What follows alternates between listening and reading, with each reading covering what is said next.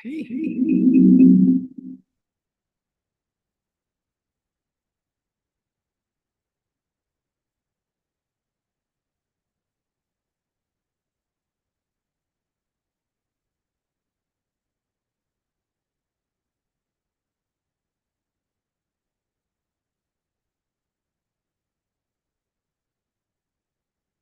Right. Go for it.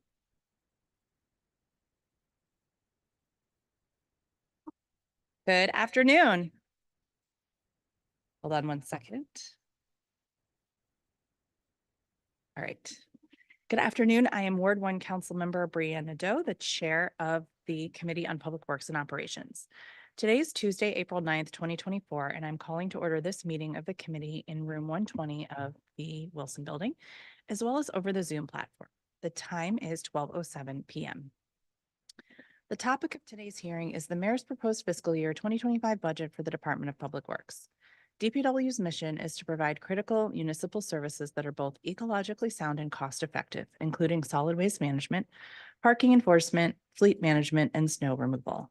The mayor's proposed FY25 operating budget for DPW is $185,104,025 and includes 1,534 full-time equivalents. This represents a 0.1% decrease in operating funds compared with the approved FY24 budget and a decrease of 24.5 FTEs. The mayor has also proposed a $170,989,000 capital budget for DPW over the 6-year capital improvement plan, with about $56 million of that funding in FY25. In last year's budget, this committee made some admittedly bold changes to DPW's budget by reallocating $4.7 million in overtime to restore many critical positions that were cut by the mayor in her proposed budget for FY24. This move restored over 50 positions of the 90 that were cut in the mayor's proposed budget last year. DPW is an agency that has some built-in overtime pressures, so that shift from overtime to full-time positions was done with the full expectation that the agency would not be able to hire all the positions funded and would need to restore some overtime money mid-year. The broader goal was to establish a new baseline for overtime and staffing to get a clearer picture of DPW's resource needs. I'm thankful that Director Spriggs seized on this opportunity to hire more frontline staff and to closely examine the agency's operations to cut down on overtime spending where appropriate. It's my hope that the work we've done in FY24 has set up this agency to be more resilient in an environment of constrained resources. In the FY25 proposed budget, I'm once again most immediately concerned with the proposed cuts to staff at DPW, most notably about 30 positions in the public space cleaning division. As I learned from the mayor and her budget team last week, these are supposedly cuts to vacancies that weren't planned on being filled, otherwise known as vacancy savings. DPW historically has been in the habit of holding phantom positions open for vacancy savings rather than accounting for vacancies in a way that's more transparent. I'm hopeful that this year's budget cuts down on that practice so that the number of positions we see in the books at DPW is a true picture of the actual staffing capacity of the agency rather than an accounting trick. That said, even if they are cuts to vacant positions, I want to understand if these cuts have an impact on the provision of services, what they will mean for overtime at the agency, and what impact they might have on growth and long-term planning at the agency. As with every agency, the staff at DPW are the heart and soul and drivers of effective operations. I remain committed to them as workers and as the most important asset the agency has in delivering on its promises to residents. There are also some items I plan to follow up on from our performance oversight hearing with DPW. I want to confirm there's continued funding for pilot programs the agency is overseeing and any plans to maintain or expand those programs. For example, I'm glad to see money in this proposed budget to continue the curbside composting pilot in FY25, but I'm concerned the funding is only enough to maintain the current level of services, not to expand the program. I want to know what DPW's long-term plan is for expanding this program district-wide and the on-ramp to bringing the program in-house. Finally, I know that Director Spriggs and his team share my commitment to using parking enforcement as well as booting and impound to improve traffic safety and public safety more broadly. Enforcing violations isn't about collecting a fine, it's about changing behavior and removing dangerous drivers from the road. We still have hundreds of vehicles with over 40 outstanding violations on the roads. That is not acceptable, and I hope DPW will work together with us to improve processes and interagency coordination to hold vehicle owners and drivers accountable for the safety of all of us in the district. I was heartened to hear the city administrator call out increased attention to scofflaw vehicles before the whole council last week, and I look forward to continuing that conversation today. I want to thank Director Spriggs and his team for being here today. I've really enjoyed getting to see their work up close and getting a better understanding of the inner workings of this very large and critically important agency. So far, I've gotten to ride with a snowplow operator and a street sweeper, visit the parking enforcement headquarters, and tour a recycling center, all of which has informed my job of oversight. You are welcome, Councilmember Lewis George. They will hook you up today. You let them know when you're available. All of which has informed my job of oversight. Though I still haven't gotten to try out the claw for the leaf collection. I know I missed that window. Maybe we can do that one together next season. Okay. I've been happy to see progress at the agency over the last year, and I want to make sure that this budget maintains that progress and empowers them to make further improvements. So I'll turn now to my colleague, Councilmember Lewis George from Ward 4, before going over some logistics for today's meeting. Good afternoon, and thank you for everyone who is here today. The good men and women of DPW handle some of our most essential services: solid waste collections, parking enforcement, leaf removal, snow plowing, and so much more. I'm here today to share my thanks for their efforts.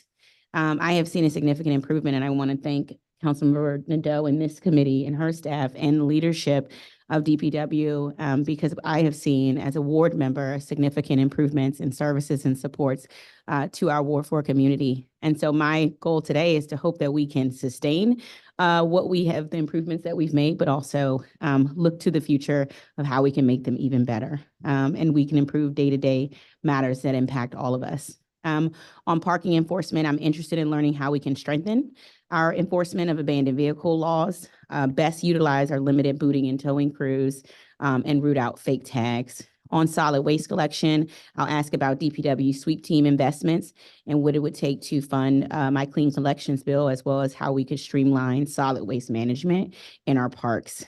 I have some questions about the proposed staffing reductions for DPW and hope we can get more clarity on that today. It appears that we may be shifting some permanent positions to one-time funding, which is concerning. So I want to know about what's going on there. Speaking of staffing, I was hoping we were going to be adding more positions to DPW in the form of community engagement specialists, something that I've talked about happening per ward, having community engagement specialists similar to what DDOT has to support with constituent services as it relates to that work. Ward 4 loves composting. We were the first to sell out for composting. I have told the director that I did not make the cut, but all my neighbors made the cut.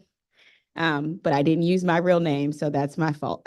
I didn't want any bias. But I was looking forward to expanding composting, and it looks like in this current budget, we will be only able to sustain the composting we have. So I just wanted to hear about what we're thinking about for composting as well. So thank you again for everyone who's come out to testify today. I look forward to the discussion and look forward to making sure that we have a budget that can sustain the work that has been done and improve the work ahead. Thank you. Thank you for joining us. Okay, so some reminders on logistics for those joining us on the Zoom, which at this moment is all of our public witnesses. And for everyone else, the hearing is being broadcast not only in the Zoom, but also at brianneknadeau.com/live. Witnesses testifying on behalf of an organization will have 5 minutes to provide oral testimony. All other witnesses will have 3 minutes. In order to ensure we hear from all members of the public, I ask that witnesses stick to their allotted time. If you are participating through the Zoom, in a moment, we will invite you to join the panel for testimony. In fact, we can start doing that now as I speak. You'll have to accept that invitation, which will then allow you to activate your video and unmute yourself, but please only do that when it's your turn to testify. For any technical difficulties, you can send a message to any panelist that has committee staff labeled in their name, and they will follow up with you. Okay, so Our first panel, our only panel, includes Marcia Birnbaum with the DC Public Restrooms Initiative, Susan Shore, Chair of the Zero Waste Committee at the DC chapter of the Sierra Club, Kate Coventry, Deputy Director of Legislative Strategy at the DC Fiscal Policy Institute, Chris Weiss, Executive Director of the DC Environmental Network, Stacy Cloyd, Kadir El-Amin, with the co-director of the People for Fairness Coalition, Commissioner Aman George, Kai Hall with the Transportation Equity Network, and Nathan Harrington, Executive Director of the Ward 8 Woods Conservancy. I would ask that anyone who did not sign up to testify but still wishes to do so, that might be in the Zoom, raise your hand and we can promote you to the panel. Likewise, if you are in the room and you wish to testify today, but you did not sign up, please make your way up to the witness table and I will call on you after the virtual panel. With that, we will begin with Ms. Birnbaum. Thank you. Chairperson Nadeau, members of the Committee of Public Works and Operations, Department of Public Works, Director Spriggs, and Committee DC Council Member Janice George. My name is Marcia Birnbaum. I am a member of DC Public Restrooms, initiated in 2015 as the People for Fairness Coalition Downtown DC Public Restroom Initiative, where I served as mentor and advisor. In 2022, with a reoriented focus, we created DC Public Restrooms. Our goal is to ensure the availability of clean, safe public restrooms for everyone in needed areas of DC, i.e., we will continue advocating as long as we need to. I'm here to join others in requesting that funds be made available in DPW's FY25 budget to cover extending through September 30, 2025, the 5 standalone public restrooms provided for under the Public Restrooms Pilot Program Emergency Act of 2000C, which uses a combination of 2023 and FY24 funding. We're very grateful to you, Councilmember Nadeau, and to you, DPW Director Spriggs, for taking this initiative last year when the mayor reviewed funding from the budget of DGS for the standalone pilot program provided for under Law 22-280, Public Restrooms Facilities Installation and Promotion Act. And Councilmember George, if you were still there, we thank you for your efforts, which unfortunately were not able to come to fruition, but we're very grateful. Removal of this funding was a tremendous blow for myself, my DC Public Restrooms colleagues, and other advocates. Together, we have worked hard since 2015 to provide the research base and rationale for the 2 pilots provided. Our nation's capital, which should be a model for other cities in the U.S., has a tremendous dearth of public restrooms. It's only become more acute as businesses over the past years have been progressively limiting resources, access to people who pay. In 2010, the UN General Assembly declared safe and clean drinking water and sanitation a human right essential to the full enjoyment of life and all other rights. As is documented in the resource section of our website, ready access to restroom when the urge comes is critical for personal and public health. I could go on on this. Other U.S. restroom initiatives, which is also on our website, provides links showing that in the last 2 years, a number of U.S. cities have taken action to install restrooms. We have not yet made any progress, which is why this pilot's so important. When Councilmember Nadeau, working with Director Spriggs, made funds available for the pilot, the intention was not to make DPW responsible for installing and maintaining these restrooms of the wrong term. Rather, the rationale was by contracting to install 5 on a rental basis and tracking their effectiveness, this would provide sufficient or not for the DC government to rent or purchase standalones to the appropriate DC agency. DPW appropriately contracted with Throne Labs to install and maintain and track the effectiveness of the 5 thrones. And as you can see in the first attachment, thrones are portable restrooms that do not require water and sewer, thus can be quickly installed and removed. And they're designed with cleanliness and personal safety in mind, which are critical. As data over an 11-month period from Yards Park, with a Capital Riverfront bid contracted for Throne Labs to have 2 installed, you can see the second attachment. They've been used 23,000 times, with 20,000 using them workload, and 90% considered in terms of survey them to be amazing or good. No issues with public safety.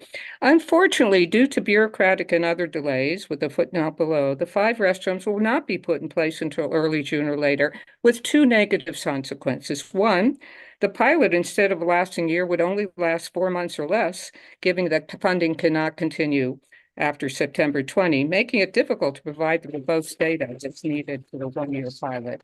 And secondly, after operating 4 months or less in 5 locations, the standalones would have to be removed on September 30, causing disruption in delivery of service and frustration on part of the communities. So, including funds in FY25 budget to continue the pilot through September 30, 2025 will make it possible by next year, when the mayor submits her FY26 budget, to have 10 months of data on the effectiveness of the FRONs, sufficient to decide whether or not to continue funding and expand it. And the 5 locations where there are will be afforded continuity, especially as a decision is made to extend them. So in closing, on behalf of DC Public Restrooms, our gratitude to both of you for making this badly needed pilot possible.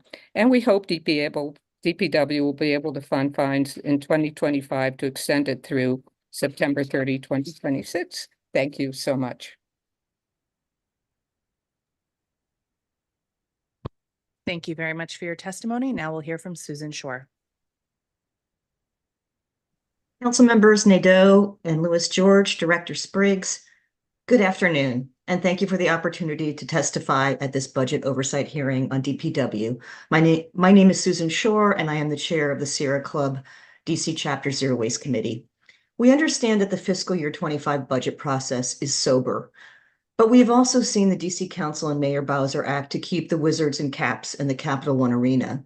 The DC chapter requests that Council make clear that there will be no funding to bring the Commanders to the RFK Stadium site. We can't afford further sacrifices to key services for district residents, including environmental services, in this time of climate crisis. Environmental advocates have waited a long time for the Zero Waste DC plan, finally released this February. While we were delighted it's been published, we are disappointed that the plan extends the deadline for achieving the 80% district waste diversion goal from 2032 to 2040. Given the current climate crisis and the important zero waste contribution to climate mitigation, we can wait no longer for meaningful implementation. Zero waste measures, especially those that focus on redesign, reducing, and reusing, cut greenhouse gas emissions, as recognized in Director Spriggs' testimony on the curbside compost pilot, create green jobs, and importantly, in this time of tight budgets, are often cheaper than paying hauling and tipping fees for trash going to landfills and incinerators. If we cut zero waste programs, we are likely cutting cost savings opportunities. We would appreciate clarity on what expenditures the fiscal year 25 budget include for implementation of the Zero Waste DC plan. We're happy to see that more than $3 million has been allocated to sustain the curbside compost pilot, of which DPW is rightly proud. What other actions in the plan will be funded in fiscal year 25? Is the farmers market food waste drop-off program funded? Will there be regular and timely hauling of food waste from the smart compost bins the Office of Waste Diversion is procuring? It's essential that composting services be expanded to more district residents, whether they live in single-family or multifamily buildings. It's popular and effective. We also like to know whether DPW has funds in fiscal year 25 to implement and enforce the requirements of the Zero Waste Omnibus Amendment Act of 2020, such as janitorial training and expansion of commercial and institutional composting. Are there funds to launch a Save As You Throw pilot? If not, we would encourage DPW to pursue grant opportunities to fund such measures in the near future. We know new programs generate concern about how they will be funded. That's why we wanted to note that beverage container deposit return programs are self-funded by beverage companies. Industry pays, government oversees and enforces.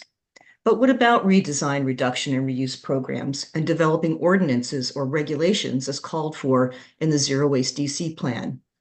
We call on DPW to work with DOEE to begin developing these ordinances. Considering all the support the district has provided to sports stadiums and teams, a good place to start is asking stadiums to switch to reusable cups. It will cut single-use plastic use and trash, lead to investment in reuse infrastructure, and create green jobs. Oakland and San Francisco, California provide models.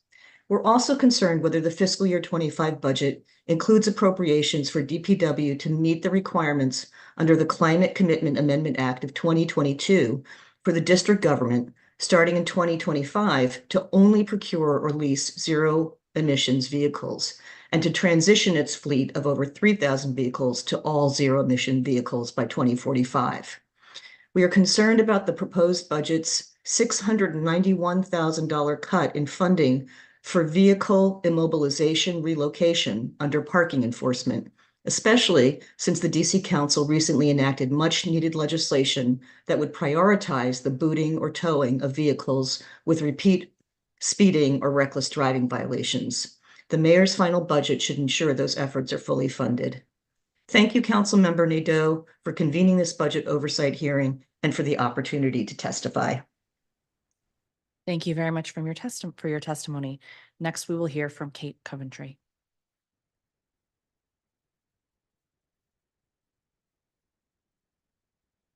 If you could unmute, Kate.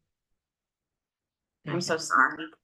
Chairperson Nadeau, Chairwoman Lewis George, and members of the committee, thank you for the opportunity to testify today. My name is Kate Coventry. I am the Deputy Director of Legislative Strategy at the DC Fiscal Policy Institute. DCFPI is a nonprofit organization that shapes racially just tax, budget, and policy decisions by centering Black and Brown communities in our research and analysis, community partnerships, and advocacy efforts to advance an anti-racist, equitable future. I'm here today to ask the DC Council to add funding to the fiscal year 2025 budget to continue the standalone public restroom pilot. Public restrooms promote racial and economic equity, as a local study found that businesses were more likely to deny access to a restroom to Black non-customers who appeared possibly homeless than white customers who appeared housed. Most residents experiencing homelessness do not have money to make purchases at these establishments in order to gain access to restrooms. The law mandating a standalone restroom pilot passed in fiscal year 2019. DC Council allocated funding to the FY 2022 Department of General Services budget to implement the pilot, but the agency failed to launch it. So the Council added a one-time allotment of $407,000 to the FY 2024 budget to finally launch the pilot. The district recently secured a contractor, but the contractor has not yet installed the restrooms. The mayor's proposed FY 2025 budget failed to include recurring funds to continue the pilot. So if the council does not add additional money, the pilot will end in the middle of FY 2025. Public restrooms are fundamental to human dignity and health. Passed unanimously by the council in 2019, the Public Restroom Facilities Installation and Promotion Act mandated the creation of pilot standalone restrooms in the district. The council recently chose 5 locations to be in the pilot, but these pilots, as I've said, have not been installed yet.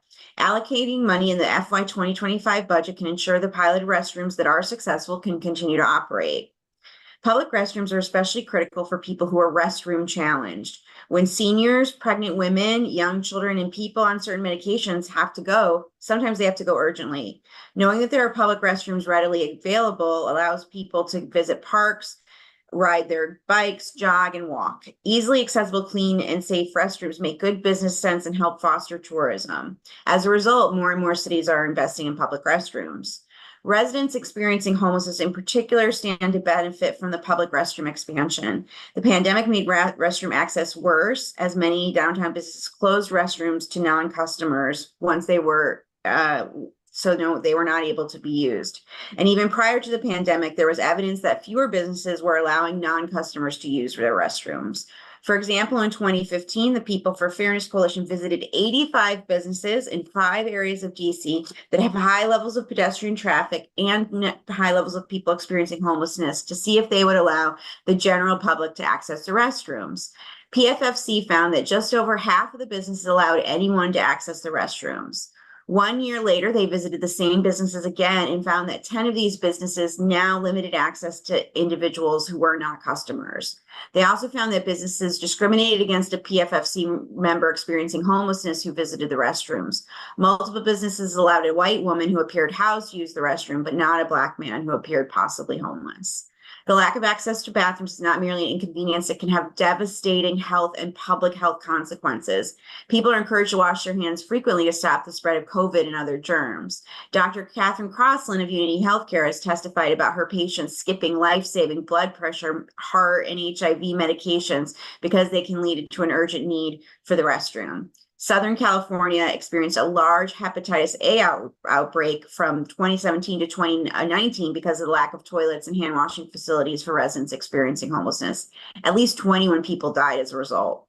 By increasing access to public restrooms, the district can be a friendlier place for residents with illnesses and disabilities, tourists, children and their caretakers, and residents experiencing homelessness. After years of waiting, restrooms are finally being installed. Continuing funding will fulfill the promise laid out in the Public Restrooms Facilities Installation and Promotion Act. I urge the council to add the funding to continue the restroom pilot. Thank you for the opportunity to testify, and I'm happy to answer any questions. Thank you for your testimony. Next, we will hear from Chris Weiss. Good afternoon, Chairperson Nadeau, Councilmember Lewis George, Director Spriggs and staff. My name is Chris Weiss. I direct the activities of the DC Environmental Network. I'm here to testify on the budget performance of the District Department of Public Works and the Office of Waste Diversion. I will also comment more broadly on the budget. I want to congratulate the Department of Public Works Office of Waste Diversion for securing $3 million to continue the district's curbside compost pilot for existing customers. I know that Director Spriggs, General Manager Johnson, and the Zero Waste team are excited about being able to continue diverting organic waste from landfill. With current budget pressures, finding $3 million is quite an achievement. I believe that with all DPW has learned from the pilot so far, the coming year should demonstrate improvement and efficiencies. And even if we cannot bring many new customers to the program, we could see a meaningful increase in the program's volume. The Office of Waste Diversion is a small part of DPW's budget and even a smaller part of the $19 billion or so District of Columbia budget. And the 20 or so full-time equivalent positions to the add the 20 or so full-time equivalent positions to the $3 million for the curbside recycling pilot, and you're fast approaching the $6 million that Mayor Bowser proposes spending on critical zero waste policies and programs that create jobs, save taxpayer dollars, reduces the rat population, and diverts waste from polluting landfill and incineration. We should do better. The DC Environmental Network has participated in 20 District of Columbia budget cycles since it was founded by the DC Environmental Movement. We have engaged in budget advocacy to grow environmental programs and helped establish and nurture the district's Department of Energy and Environment, possibly one of the best agencies of its type in the nation. This budget seems different from others. It feels a little unnecessarily heartless. A week ago, the DC Council, in coordination with Mayor Bowser, gave preliminary approval to over $500 million in public funds for sports multi-billionaire Ted Leonsis to renovate the Capital One Arena for the Wizards and Capitals. The very next day, Mayor Bowser briefed the council on $500 million in proposed budget cuts that the DC Environmental Policy Institute said takes an act to transformative investments in residents who struggle to get by, like the Pay Equity Fund, Baby Bonds Program, and DC Earned Income Tax Credit, while prioritizing the wealthiest businesses. The proposed budget will set back the progress that DC has made on poverty reduction, greater economic inclusion, and shared prosperity. The mayor also took an axe to extremely critical and important climate crisis initiatives. According to climate scientists, the summer of 2023 was Earth's hottest summer on record, warmer than any other summer in NASA's record. Despite the science, Mayor Bowser, for the last few years, even without budget pressures, has attempted to weaken and dismantle the district's most critical and equitable climate crisis programs. In 2023, Mayor Bowser attempted to shut down our nation-leading building energy performance standards that help our city engage and reduce the 70% of our greenhouse gas emissions that come from DC buildings. We're just starting to get the whole budget picture. Just yesterday, we read in the FY24 supplemental budget that Mayor Bowser swept $6.6 million from the FY24 Renewable Energy Development Fund. On the same day, we heard that action by the mayor has consequences.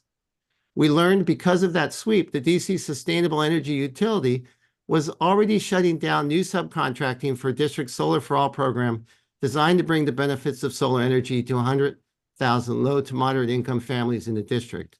Not a good day for equity, not a good day for the climate, Not a good day for making sure all district families can be part of the clean energy economy. We expect a lot more budget pain in this cycle, but the good news is there are solutions. Put aside that most economists say giving $500 million to sports billionaires is not a sustainable solution. There are other options. Did you know that 1,500 DC households hold nearly half the wealth in DC? The DC tax code lets the rich get richer while leaving everyone else behind. 80% of DC voters support raising taxes on DC's highest earners and corporations. The morning before Mayor Bowser briefed the council on her $500 million in budget cuts, the DC Environmental Network joined other advocates in support of the All In for DC's tax policy platform at the People's Press Conference. At the press conference, Just Recovery DC answered both why we need to have a more loving and sustainable budget and reminded participants there are many ways we can generate the funding necessary to avoid these heartless budget cuts. We recommend the district adopt some of these fair tax policies. Back to DPW. With the increased resources, equitable and fair tax policies we could grow the curbside compost pilot the way it should have grown this year. And we could start to move forward with our recently released Zero Waste DC plan. Let's make some tough decisions about taxes and move forward. Thank you. Thank you very much. Next, we'll hear from Stacy Cloy. Good afternoon, council members. Thank you for the opportunity to testify today. My name is Stacy Cloyd, and I'm a resident of Ward 6, testifying in my personal capacity. I'm urging you to reverse the mayor's proposed cuts to booting and towing, and in fact, to expand these activities. Current booting and towing practices are insufficient, and the mayor's proposed budget makes it worse. My introduction to this issue was what I call the bad van. It was consistently illegally parked next to a crosswalk in my neighborhood and was tall enough to block sightlines between pedestrians and oncoming cars, especially if the pedestrians were short, like me, or like the kids who use the crosswalk on their way to school. The bad van was eventually towed, but not until DPW issued 86 tickets totaling over $15,000. There was no reason for it to take so long. The bad van wasn't hard to find. DPW issued parking tickets on the same block, often multiple times a week for months. It was a waste of their resources, and it allowed the van to accrue dozens of tickets for dangerous activities like speeding and running red lights as well. And those just reflect the times that it was caught. So in addition to more booting and towing resources, DPW also needs to have ticketers check how many violations a vehicle has accrued and take prompt action against those that are boot or tow eligible. DPW should also do this with 311 requests about illegally parked cars. I can look up tickets by license plate and don't understand why DPW employees can't or won't do the same. I know the mayor's office justified cuts to booting and towing because DPW is working on new ways to prioritize its resources. That's absurd. DPW doesn't need to just sit around thinking for the next 17 months. It needs to step up enforcement while it figures out best practices and use the extra boot and tow crews I hope you'll fund to test different strategies. There are so many cars eligible for booting and towing, and the STEER Act passed by this council will create many more. While I've previously voiced my concerns about several provisions of STEER, it is the law now, and it's useless without enforcement. Similarly, the mayor's office's statement that these cuts to booting and towing are acceptable because DPW doesn't have enough impound lots makes no sense. Even if it's true, why not focus on booting? And is DPW really incapable of finding a lot in fiscal year 2025? The year doesn't even begin for over 5 months. There are enormous lots at RFK Stadium, and I've listed 3 other large lots currently for lease in the District of Columbia in my written testimony. Booting and towing encourages safe driving, it creates more parking for rule-abiding drivers, and it provides pathways to the middle-class jobs. Parking enforcement also brings in revenue to the district, either when people pay their fines or when DC sells their impounded cars. So I encourage you to reverse the mayor's cuts, invest in the district's economic health and in all of our literal health, because taking dangerous cars off the street makes us all safer. Thank you. Thank you so much for your testimony. We are going to go to Commissioner Aman George next. I see Kadir Al Amin has joined us, but I'm just going to let Commissioner George get in and out because I know he's got it cut off. Thank you. Thank you so much, Councilmember Nadeau, and Councilmember Lewis George, committee staff, and Director Spriggs. I think I'm going to echo a lot of the points from the previous speaker. My name is Aman George. I'm an ANC for Single Member District 4D06 in Southworth. I want to testify about an issue that I've testified about repeatedly in the last year or so, and which continues to be an important opportunity for improvement in the district. DPW plays a critical role in our city's traffic safety infrastructure, as it is responsible for imposing more serious penalties, immobilization, and impoundment on the most dangerous vehicles in the city. Every day in DC, reckless and sometimes impaired drivers speed on our streets, putting residents at severe risk of injury or death. In 2023, the drivers of these vehicles were responsible for the deadliest year on DC's streets in 16 years. Unlike in the past, however, DC today knows which cars are being driven most dangerously. Our network of automated traffic enforcement cameras inevitably identifies them as they rack up ticket after ticket, on top of, as the previous speaker mentioned, parking enforcement staff who issue multiple tickets in the same spot to these cars. As is a common refrain on the internet these days, we know who the bad drivers are. All we have to do is stop them. DC's political debates can get heated, but one thing you will find widespread agreement on is that the ease with which reckless drivers are able to operate with impunity on DC streets is unacceptable. Particularly the use of fake tags, expired tags, license plate covers, and out-of-state tags by drivers who never intend to pay tickets. It's infuriating to watch as DC residents who know that we deserve safer streets. It falls to DPW ultimately to immobilize and impound these vehicles before they hurt or kill somebody. And yet, for the second year in a row, the mayor has proposed to cut the budget for immobilization and impoundment operations this year by $700,000. Obviously, as an outspoken Vision Zero advocate, I think this is unacceptable as a matter of priorities. We need stronger, better resource enforcement against reckless drivers, not even less funding than we have now. But even beyond that, it continues to confound me and many other district residents why immobilization and impoundment is inherently treated as a cost center in the district's budget. Reporting on the volume of outstanding fines owed to the district pegs the number at almost $1 billion. A 1% improvement in that number would recover $10 million in additional revenue for the district. How is it possible that every day social media is awash in people identifying cars with thousands or tens of thousands of dollars in unpaid fines, and yet immobilization and impoundment is treated as a money-losing operation for the district? The simple answer that I've received from DPW and from this committee to date is that right now, DPW simply does not track in any distinct way the revenue that comes from immobilized or impounded vehicles paying off their fines or being sold off. It seems extremely problematic to simply not track the impact of those efforts to recover fines owed to the city. And that's particularly true if the effect of not tracking it is that these efforts are treated as a cost to the city and year after year targeted for budget cuts as they are again this year.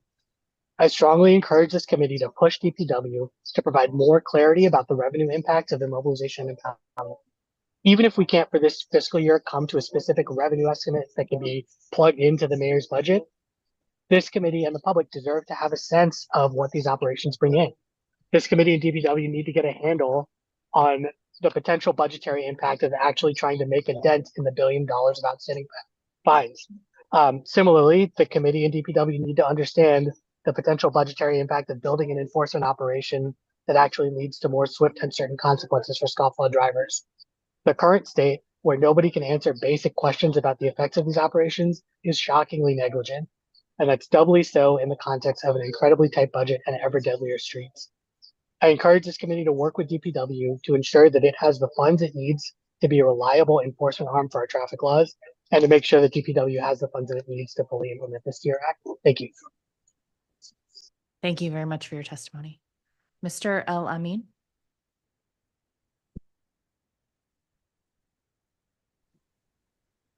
Good afternoon, I guess it is right now.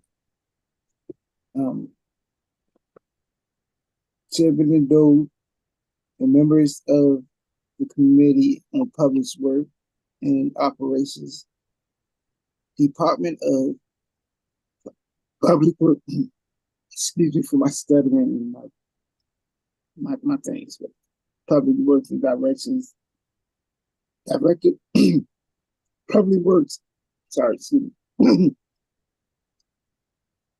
Department of Public Works, Director Springs. My name is Kadir El Amin. I am co-director of People for Fairness Coalition. People for Fairness Coalition was founded in 2008 to end homelessness in DC through advocacy, outreach, and peer mentoring. I am a member of the public restrooms. I am currently housed but experienced homelessness in the past.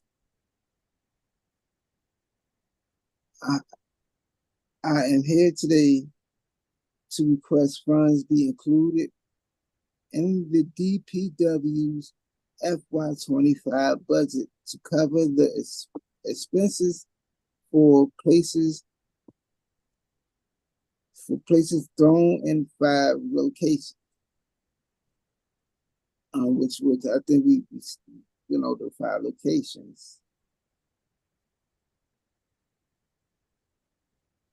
In DC through September 30th, 25th, as was included in the DPW's FY24 budget for the pilot.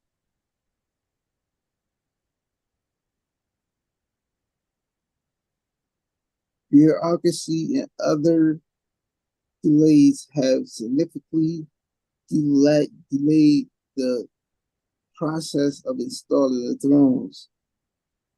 When FY 2024 funding allocations for the funds runs out on September 30th, the drones will have only been in their locations for 4 months or less. Chairman Nadeau, as you are aware, our advocacy was responsible for inspiring you to include the bill 22-0223 public restroom facilities installed at Promotion Act, which provided for 2 pilots, one of which was installed 2 standalone public restrooms, Bill 22-0223 was passed by DC Council in December of 2018 and became law. 22-280 with the same name in April 2019, with the funding included in DC FY 2020 budget. We believe that everyone needs access to clean, safe public restrooms when they have the urge to go. Even for me today, I would like to focus my testimony on the needs of people experiencing homelessness. There are many reasons why people are experiencing homeless need access to public restrooms. First, people experiencing homelessness are, again, people who are experiencing homelessness are discriminated against. When they have the urge to go, there are very few public restrooms that can be used that are available. When they want to go, okay, I can't get their own testimony, but I do want to highlight the experiences. And so whereas I just went into the restroom and met with Marcy about this, and they wouldn't even give me the code to the restroom. Even just being served food, and I felt really discriminated against. I just really felt hurtful. But I think that's hopefully what the testimony was supposed to get to that point. Thank you so much for your testimony today. I appreciate it. Finally, we will hear from Nathan Harrington.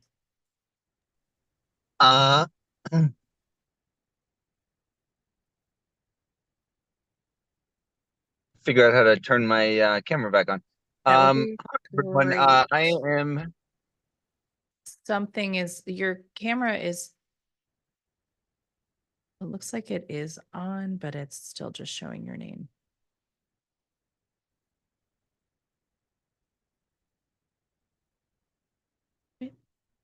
Maybe. There you Hello. go. Okay, we got you. Can you hear me all right? Yep. All right. Hi. Good afternoon, everyone. I am Nathan Harrington, founder and director of Ward 1's Conservancy. Thank you to Ariel for accommodating my last minute sign up. DPW is responsible for so many things. It's really kind of dizzying, and I share the concerns of a lot of my colleagues and fellow residents who've testified. I also feel that DPW is doing a really good job at certain things. But I want to highlight two issues. Very specific issues relate directly to the work that I do, where I think a modest investment in additional funding for DPW could yield big results. And I know that that's hard in the current climate, but here goes. The mission of Ward 8 Woods is to improve the health, beauty, and public enjoyment of forested areas east of the river. Most of those belong to the National Park Service, but a lot also belong to the district, and then there's a lot of privately owned. And our claim to fame is that we have removed 1.3 million pounds of trash over the last 5.5 years. And I say that with pride because we've gotten a lot done. But it's also a sad statistic because it shows that our neighborhoods and our parklands are continue to suffer trash pollution on a massive scale. On public land, we have illegal dumping that continues unchecked because dumpers know that they will not be caught. This includes household items, tires, furniture, construction materials, car parts. And then on private land, we have a lot of apartment complexes where the dumpsters are overflowing because the landlord or the management is skimping on the contract. They want to save money by not having a big enough dumpster, not having frequent enough emptying. The contract may not include collection of bulk items like sofa for their mattresses. And residents in those buildings are not covered by regular DPW trash collection. So they can't just ask 311 to come get their old mattress. It sometimes will sit there for months. Even if the dumpster is getting emptied, the bulk stuff just sits there because it's not included in the contract. DPW sweep, solid waste education and enforcement division, has the authority to inspect these properties. The law says that they have to have adequate waste disposal. DPW leadership has testified that their inspectors feel that they have the discretion that they need. Adequate is not defined in the law, but they can sort of, they know it when they see it. If the dumpster is overflowing, if there's bulk stuff piled around it, that's not adequate. They can issue fines. The problem is they only inspect when someone submits a 311 request for sanitation enforcement. And many of these properties are subsidized. Many of them have multiple housing code violations, issues that for residents are actually more urgent and more pressing than the trash situation. So residents were, constantly fighting with their landlord trying to get things fixed. The trash might not even be a priority, or even if it is, they might have, tried and had the experience of things, they complain and things don't change and they get tired and they give up. The solution for this is that the law needs to be enforced proactively. Sweep inspectors need to be every property at least once a year. And if they are called because of a complaint and they do issue a fine, they need to be coming back to make sure that the problem is being permanently corrected. And in most cases, that requires that the landlord or the management contact their waste hauler, negotiate a new contract that includes larger dumpsters, more frequent emptying, and inclusion of bulk items. And DPW has testified that they don't have the manpower. There are not enough sweep inspectors to do that kind of proactive enforcement. So I believe if they could allocate just a couple more sweep inspectors and they would be able to do that, that could lead to a huge reduction in trash pollution. Another big source of trash pollution, one that's especially problematic, are scrap tires being dumped on public land. Ward 8 Woods has removed more than 10,000 in the last 5.5 years. We find more every day. The reason why they're illegally dumped is very simple. There's a financial incentive. You can save a lot of time and money. You can avoid the expense and the inconvenience of disposing of them properly. As it stands now, I think at the waste transfer station, they'll accept a couple of tires, but they do not serve like tire shops that are needing to dispose of hundreds of tires. Those retailers will usually contract with a third party to haul it away. There's only one recycling facility within striking distance. That's in Baltimore. You have to pay a minimum of $2.50 per tire. It's more for larger tires. And so they are saving a lot of money just by dumping illegally, and they know they're not going to get caught.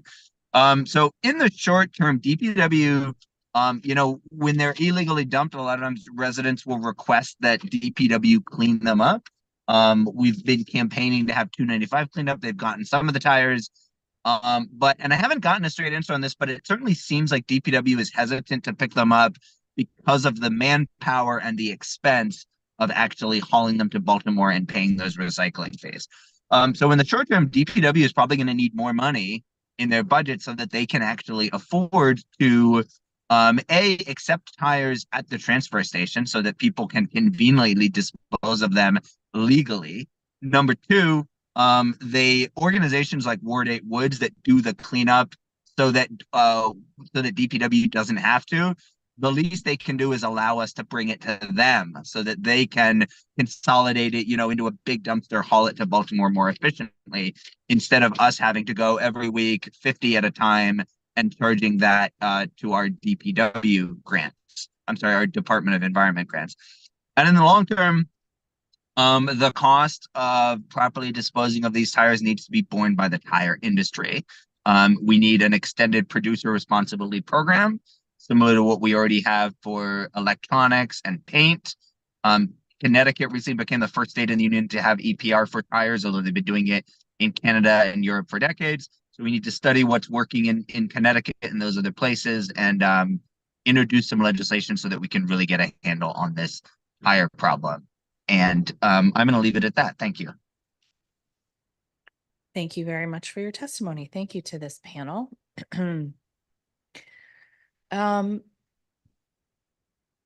Ms. Shore, you talked about the district's new zero waste plan and how important it is for the agency to begin working on actions laid out in the plan. Do you have thoughts on which of those actions DPW should consider top priorities? Thank you, Councilmember Nadeau. Expanding composting services, I think we have seen the benefit from the compost pilot, which is only 9,000 households. So I think we can readily imagine what the benefit would be by expanding that. And again, I'm trying to recognize that this is a very sober budget year, which is why I suggested there are a number of actions, including about single-use plastic, where there's a call for ordinances. And it does seem that the Office of Waste Diversion has the FTEs it needs, although that's subject to confirmation by Director Spriggs when he has a chance to testify. But if there are staff people there, then it seems to me logical that work could begin on developing some of these ordinances. And I suggested in my testimony one area, introducing reusable cups in sports stadiums, that I also think would have a measurable impact. But there are others, and we've testified about this as well in the past, in the performance oversight hearing, an ordinance that would, and again, it's called for in the plan, that would ban trashing recyclables and compostables. And what we know, especially in fast food restaurants and fast casual restaurants, they may be serving on compostables and recyclables, but they don't have separate bins to collect those compostables and recyclables and send them on for recycling and composting. So the plan seems to envision such an ordinance, and perhaps in this time of tight budgets, now would be a good time to start developing those regulations and ordinances. And we know DOE has experience with that, so perhaps cooperation between the two agencies would be a way to bring that forward. Thank you. Thank you. Mr. Weiss, did you want to add anything? Yeah, I just, in terms of things that maybe we should get moving on, because I'm not sure we're set up from financially to do that this year, but we spent 3-4 years working with DPW and Office of Waste Diversion, trying to get the Save As You Throw pilot going. We even found money in the budget for it at one point. I remember we put a regional, DCEN, the DC Environmental Network, put a regional briefing together with representatives from all over the region to talk about it. And Director Shorter at the time spent a half day with us, and we spent a lot of time. And I think we convinced him.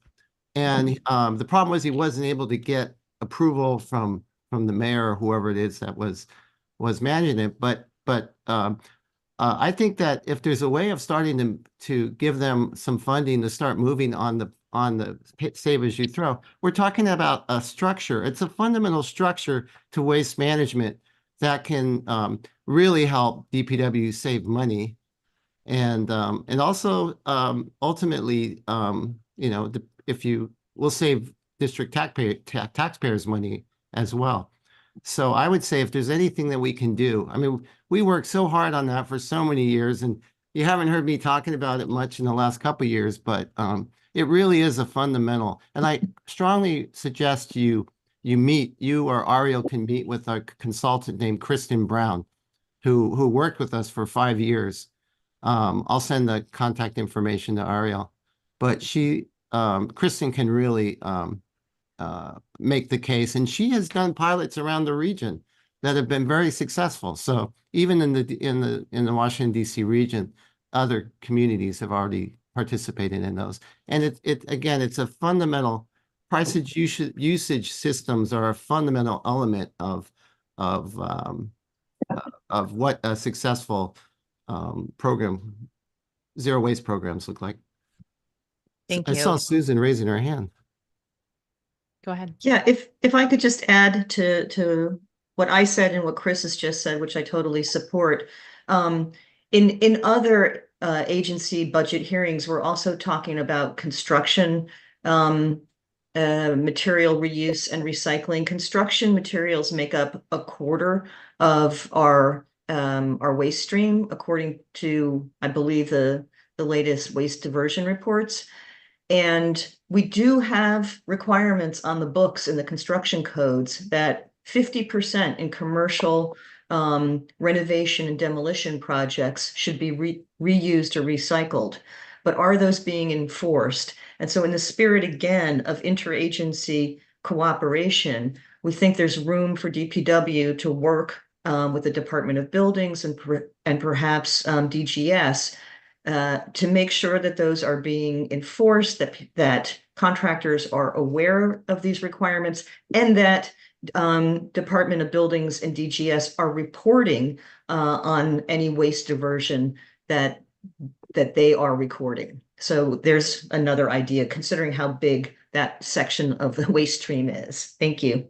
Sure. And I'd love to work with you all on any things from the zero waste plan that might have a nexus with the FY25 budget as well, helping us navigate that. Okay. And thank you to Ms. Birnbaum and Ms. Coventry and Mr. El-Amin, who all testified on the public restrooms law and pilot. We will have some questions for DPW about that today. And wanted to just see, while we have you here, if anyone wanted to add anything about how it's been going in community working with the Throne contractors. I know they've been out pounding the pavement to try to get everything warmly welcomed by the community.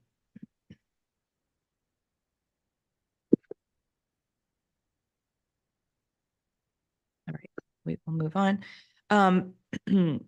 Ms. Cloyd, your testimony asked to reverse the mayor's cuts to the boot and tow crews, So actually it looks like the budget we've received doesn't cut those programs. We're going to ask the agency about their progress hiring for all the positions the council restored last year, so we can focus on expanding that work. But I think the big cut is to the self-release boot contract. Is that right? Yeah. Which of course would expand capacity, right? It's getting at what you're talking about. I think there was a conversation between Councilmember Henderson and the mayor's office when the budget was released that indicated that there was going to be certainly no growth and possibly some limitation. And the mayor's office attributed that to a lack of lot space for towed vehicles and also a desire to spend some time thinking about how to deploy crews, whether they should be sort of going and driving around looking for high ticketed vehicles. So if, the status quo is not enough, but certainly cuts are even worse. So yes, I encourage you to expand it as much as possible. Okay. Regarding the bad van, how many days or weeks was it from the first time you reported it to when it was finally towed? Oh, it was months. I don't know, because when I look it up, it's only, you can only see the most recent 30 tickets, but it went on for many months. So DPW was frequently visiting the block, putting more tickets on, and not towing it, even though it was tow eligible. Do you remember how many 3-in-1 requests you put in? I probably put in more than 5, and each time indicated this is a tow eligible vehicle. I'm guessing other people put them in as well. Meanwhile, it was going all around the city. It racked up speeding tickets in all 4 quadrants. I have to imagine that the person ticketing it recognized it, even if they weren't looking it up, because sometimes they would come and ticket it and there'd still be the tickets from last time they ticketed it. So it was a really big waste of DPW resources because they were just coming out. And, if ticket number 73 didn't inspire them to pay it and start parking legally, I can't imagine that tickets 74 and 75 are going to do it. It's worth noting this was a Virginia plated vehicle. So booting and towing are really the only things that are going to motivate somebody with out-of-state plates to pay. You can't, the law allows you to take people's DC tax refunds, but that's only if they're a DC taxpayer. And there's a lot of other enforcement mechanisms that only work if the person is DC. But booting and towing is really important for out-of-state vehicles in particular. So in doing this work, I've learned that parking enforcement officers aren't able to see past infractions. The reason being that the agency believes it creates biases. What do you think about that policy? I think you should be biased in favor of enforcing booting and towing against vehicles that have accrued 86 tickets. And I don't understand the inability to do it because I can look it up on my phone and I know they have phones. I'm sure there's more efficient ways than them looking it up the way that I do. But I don't see any reason not to proactively enforce the most dangerous and illegally parked vehicles. It makes no sense to come out and ticket them dozens of times when the technology exists to figure out that they've been ticketed dozens of times and get a tow truck there and come take it away. Thank you. Oh, one last thing. Where was the vehicle located? What intersection or neighborhood? 300 block of G Street Southwest. And it was parked sometimes blocking a hydrant, but more often blocking a crosswalk so that people couldn't see oncoming traffic when they were walking across the crosswalk. It periodically departed to go speed and run red lights in other parts of the city, though.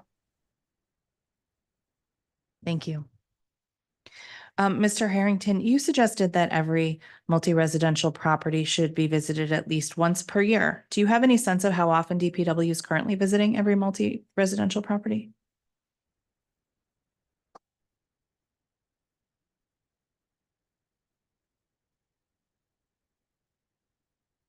I see you. Just need to unmute.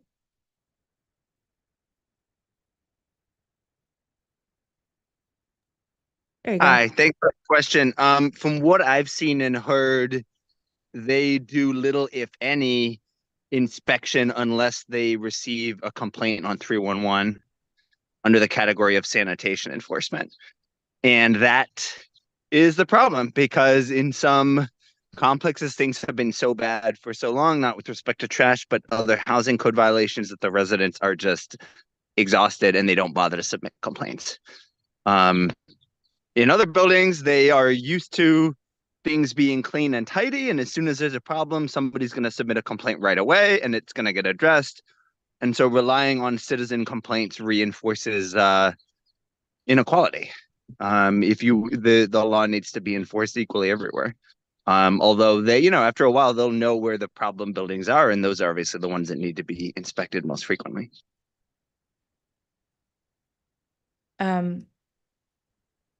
You mentioned that Canada and Europe have extended producer responsibility programs. That's correct. Yeah, so we've heard concerns about APR programs sometimes being too deferential to industry. Yeah. Do you think that tire APR programs work well where they've been implemented?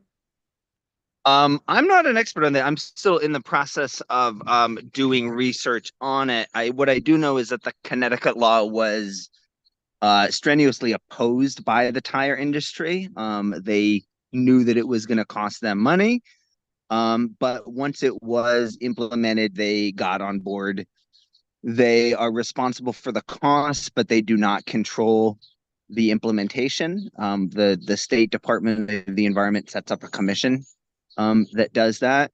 The essence of it is that the cost of hauling and paying the recycling fees is covered by the industry, not by the consumer who's disposing of their tire, not by the tire shop that is selling new tires and disposing of the old ones, and not by organizations like Ward 8 Woods or by DPW being forced to clean it up after it's illegally dumped because someone was trying to avoid that cost.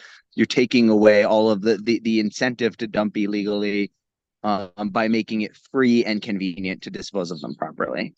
There are some larger issues with just the recycling capacity.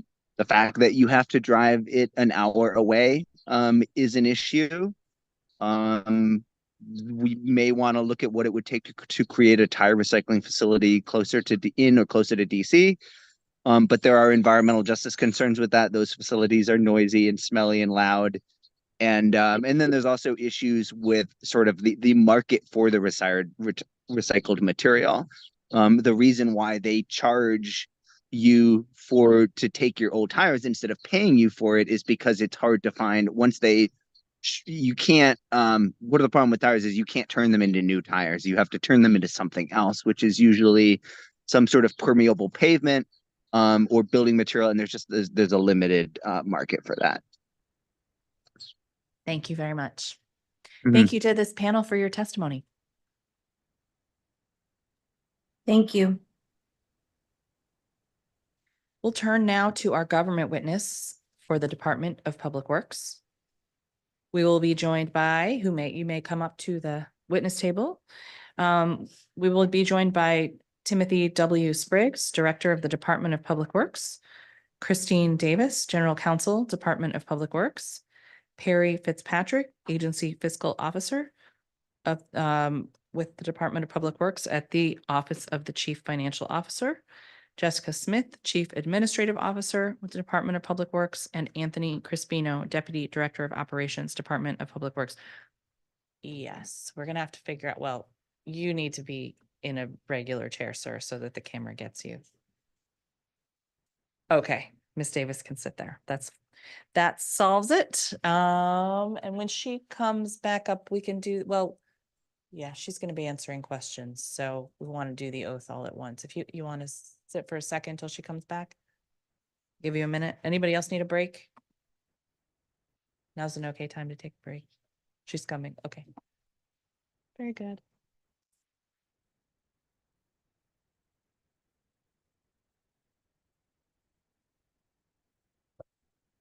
That's all right.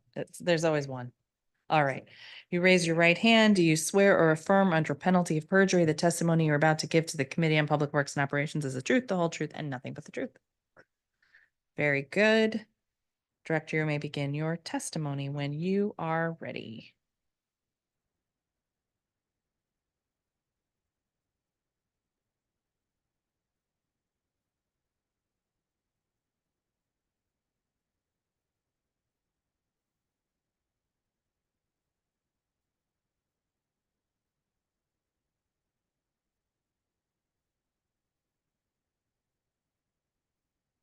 Good afternoon, Chairperson Nadeau and member of the committee, council, and staff.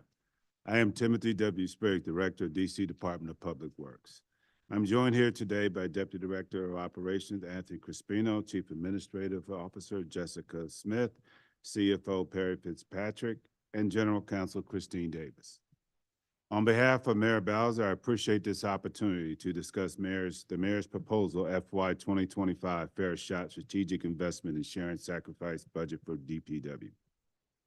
The mayor's goal for this budget is to close the gap and make the right investments for our future. By guiding principles of maintaining and enhancing core city services and programs that protect our health and safety, prioritize program with track records of success and full reflection of missions. I look forward to discussing how the proposed budget maintained with DPW vision to deliver services to the district residents and visitors. By way of quick overview, the mayor's proposed FY 2025 budget for DPW would essentially remain unchanged with compared to our FY 2024 budget. The $185 million total proposed for FY 25 reflects a 0.1% or $254,000 reduction when compared to FY 24. The proposed budget also calls for a reduction of 24.5 FTEs or 1.6% when compared to the current year. Enhancement to our local budget proposals include: 1, $7 million in snow removal division, provide necessary funding for snow removal costs. 2, $5 million or an 8.44 times FTEs in solid waste management division to continue the Public Works Employment Program. $3 million in the fleet management division for increased fuel costs, and $3 million agency management division to maintain enrollment in the residency curbside compost pilot program. Reduction in our local budget proposal includes $12,000 solid waste management division for saving relative to equipment purchases, $43,000 agency management division for reducing printing and duplication costs, and for $525,000 of realized savings for the purchase of office and cleaning supplies across multiple divisions.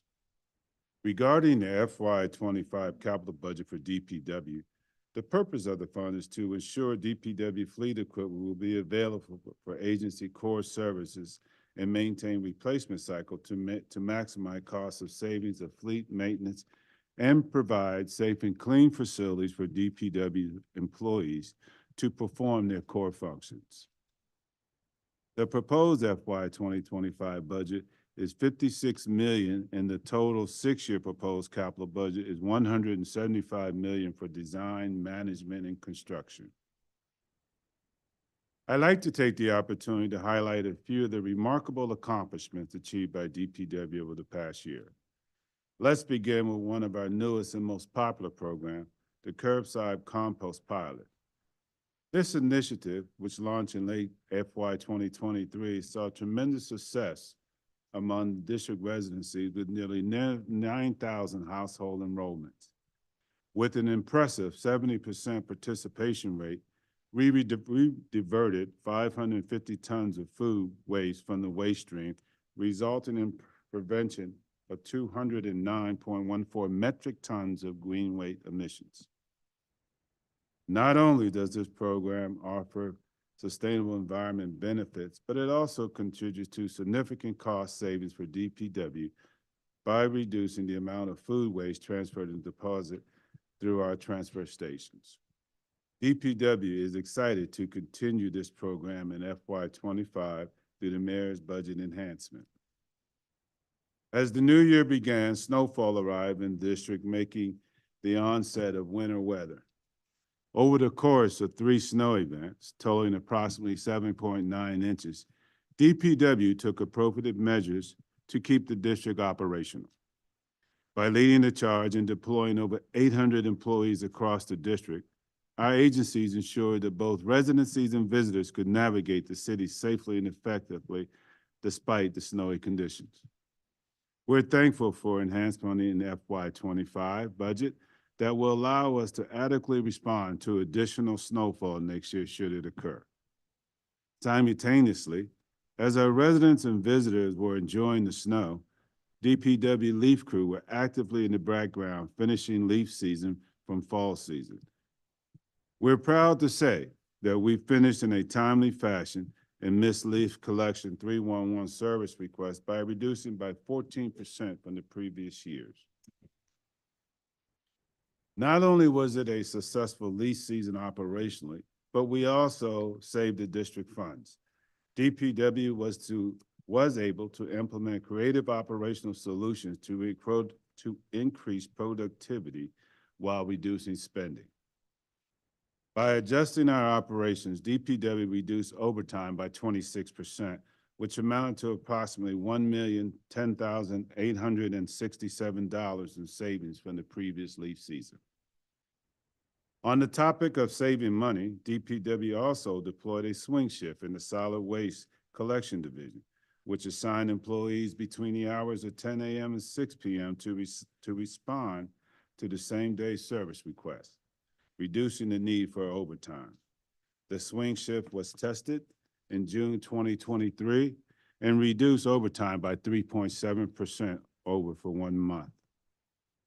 Looking forward to the future, DPW is continuing the swing shift model within the collection division to ensure that residents are receiving services in a timely manner while also reducing our reliance on overtime.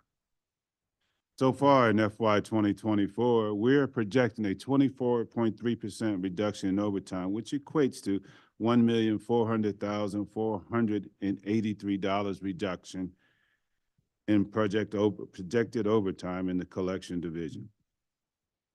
DPW continues to deliver the essential collection, street sweeping, and disposal service that our parents and grandparents have relied upon. However, our approach has involved to prioritize safety and efficiency through the integration of innovative technology. In testimony to this committee, our collection division has been using Rubicon, a cutting-edge tracking technology leveraging location, date, time data. Rubicon enabled us to precisely confirm individual trash collections and validate missed collection service requests and providing real-time update on truck movements.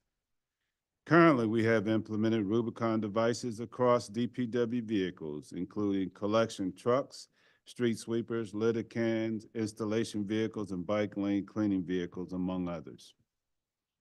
By FY25, we anticipate utilizing a total of 124 vehicles with this advanced technology. Rubicon not only enhances our operational efficiency, but also underscores our dedication to modernizing services delivery for the benefit of our residents. With this increased efficiency, it is expected that overall service requests will decrease and keep us from deploying overtime shifts.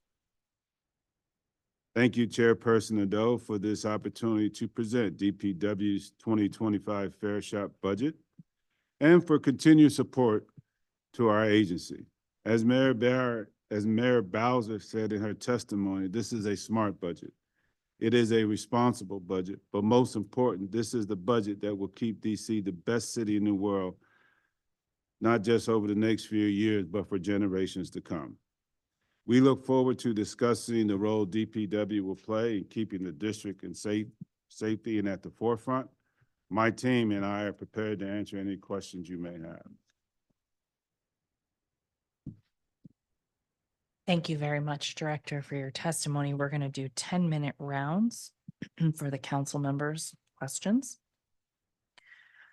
This is the 4th budget cycle where we've gotten to work with the Council Office on Racial Equity. And I want to start by asking some questions that will help me better understand any racial disparities that may exist in agency operations. In your proposed FY25 budget, are there specific programs or allocations that are specifically designed to address racial or economic inequities faced by district residents? Could you please describe how your efforts address those inequities? There's one that comes to the top of the mind, and that has to do with our, as it pertains to our curbside compass program. We looked at that, took some of the baseline data from EPA to determine what is low-income disadvantaged communities. And based on that, we gave them priority in doing that as it pertains to signing up for our compost program. Great.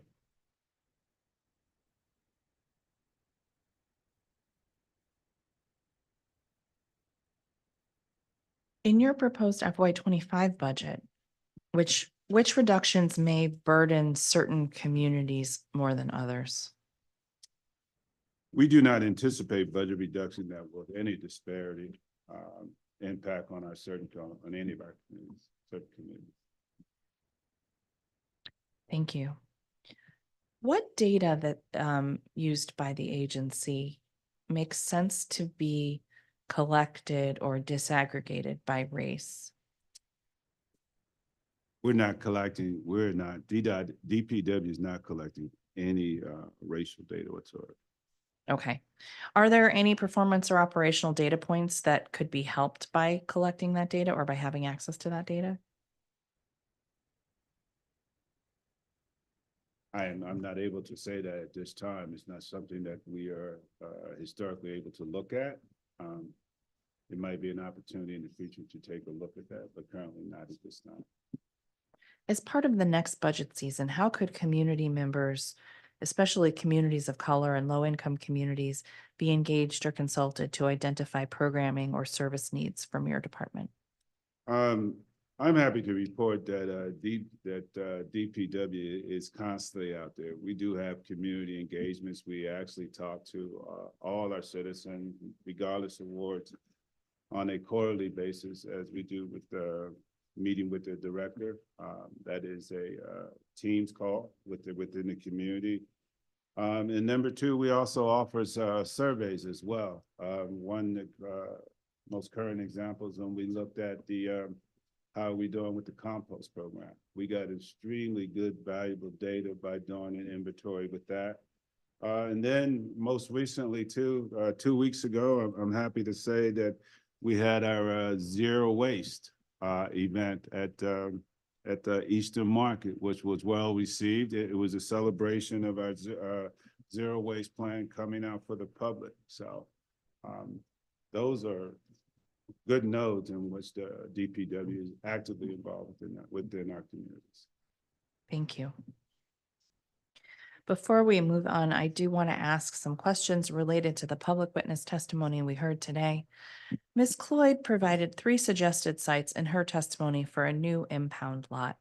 Do you know if those are locations you've already looked at? I am not at liberty to say. I do not know where those locations were. I don't know if she's given to somebody else, but I have not seen those things. But I would also, I think this is a good time to say that we are in conjunction with DGS, who is also looking for lots within the boundaries of the District of Columbia. Has RFK been considered?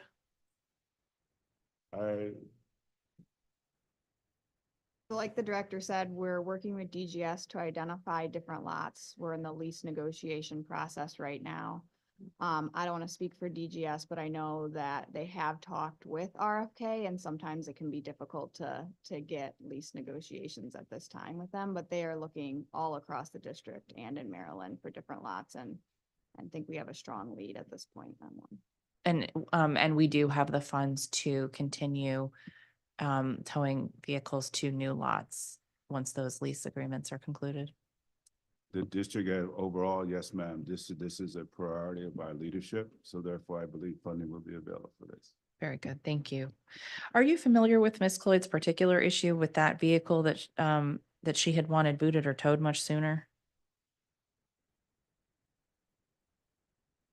No, but I did take note of the vehicle particulars, and I'll follow up with my folks at Piedmont to find. Great. And we will address those. I could hear you from here, but if you lower the mic or move it a little closer, that'll be good for the rest of the testimony. Yeah, Yep. very great. good. Okay. Thank you very much. In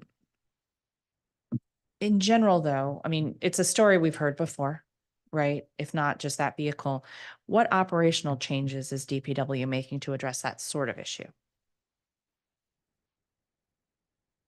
So with as the director has indicated, with our leadership, the scofflaw and public safety are always paramount. We are looking at ways to try and track down the scofflaws as quickly and as efficiently as possible. To that end, we have begun enhanced operations where we are shifting resources internally to try and better respond to reports of scofflaws, or if PEOs come across them, to get to them quickly to remove them from the streets. Great, good to hear.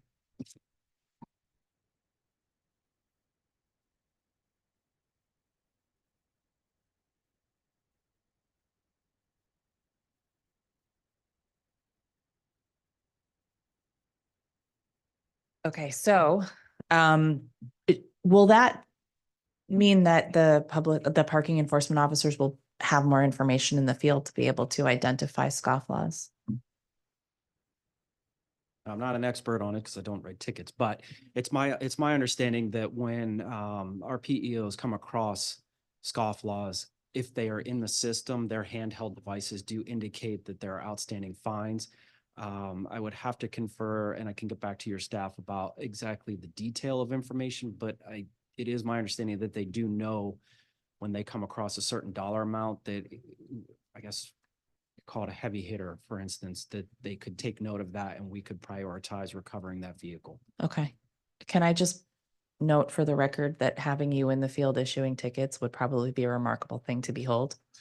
Well, we've Please don't. we've already met in the alleys cleaning up escalations when I'm working with the collections crew, so it's not far afield. Yes, indeed. Thank you for always pitching in where needed.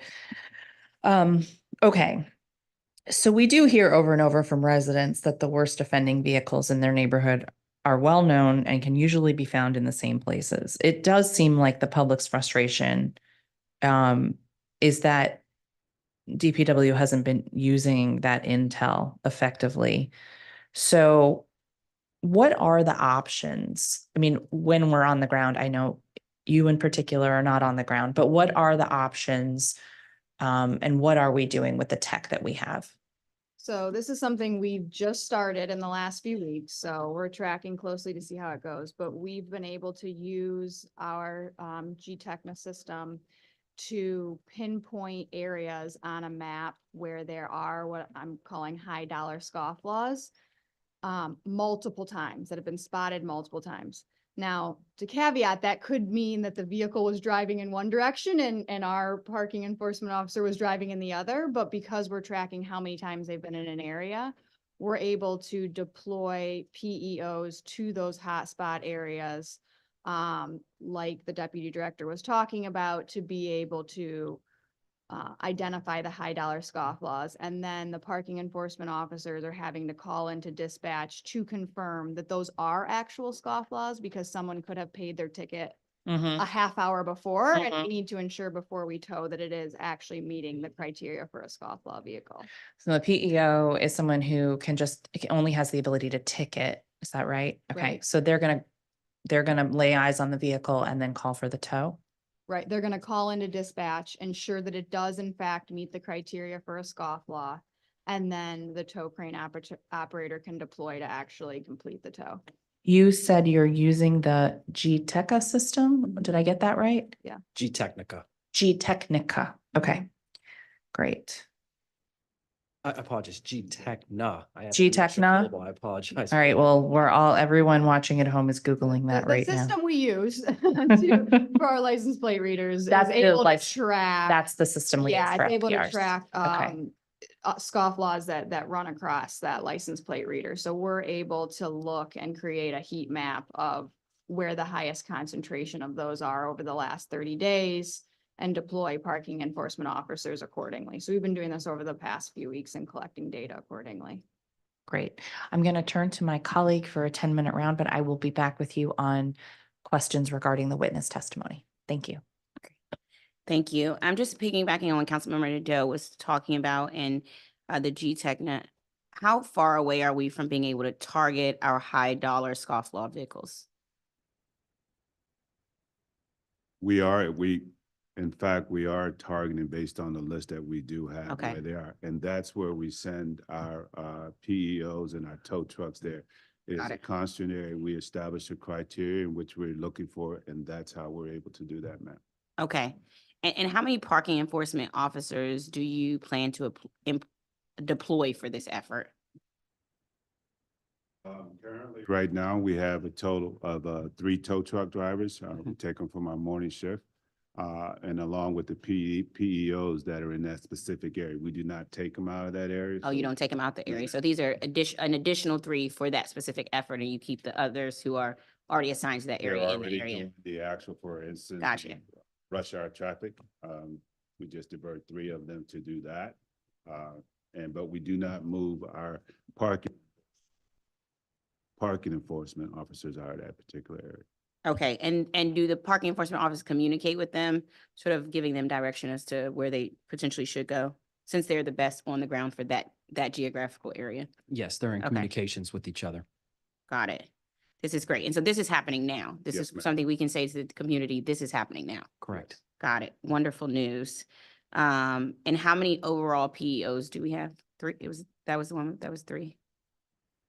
Oh, no, the 3 for this effort, but PEOs overall for the entire city. Because we were able to create that heat map, we're using the PEOs that were already in that beat, right? So Got it. they were already working in that area. We've identified that area as high dollar scofflaw, hot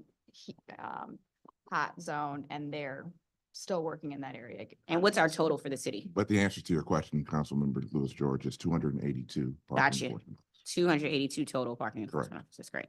Gotcha. Commissioner Amon George is a Commissioner in Ward 4 testified earlier requesting that we treat DPW as a revenue-raising office of the district, that investments in your booting and towing capacity could result in a net gain for the district if we target vehicles with the most citations. Do you agree, and should we be looking to keep the fines collected by DPW enforcement within DPW?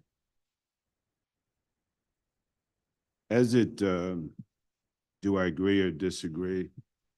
I don't think that's a question that I really have no opinion. I'm here to implement the law and do what I'm currently supposed to do. But I think that there's other variables that actually take place to that. I want to answer the second. If you can repeat your second part of that question. Should we be looking to keep the fines collected by DPW enforcement within DPW? Go ahead. Yes. Got it. The revenues from the parking and citations go to the general fund, and That's that's what I- that's used right. to, fund the district as a whole. So All of us, everything. yes, so that would be a mayoral question is how they would want to piece that off, but I'm pretty sure I don't think that we will get a lot of support for keeping those funds at DPW. Got it. Understood. I know you were talking a little bit, but I just wanted to get a recap of the conversation earlier about the staff and staff status of opening a third impound lot. The third impound lot, the discussion was that you are currently in lease negotiations and trying to stay within the district as much as you possibly can. Correct. That's correct. Okay, got it.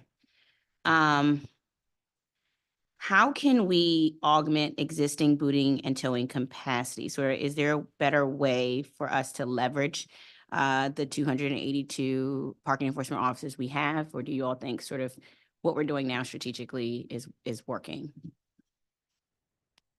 Strategically, it's working. With the scofflaws, we find that it's a game of cat and mouse.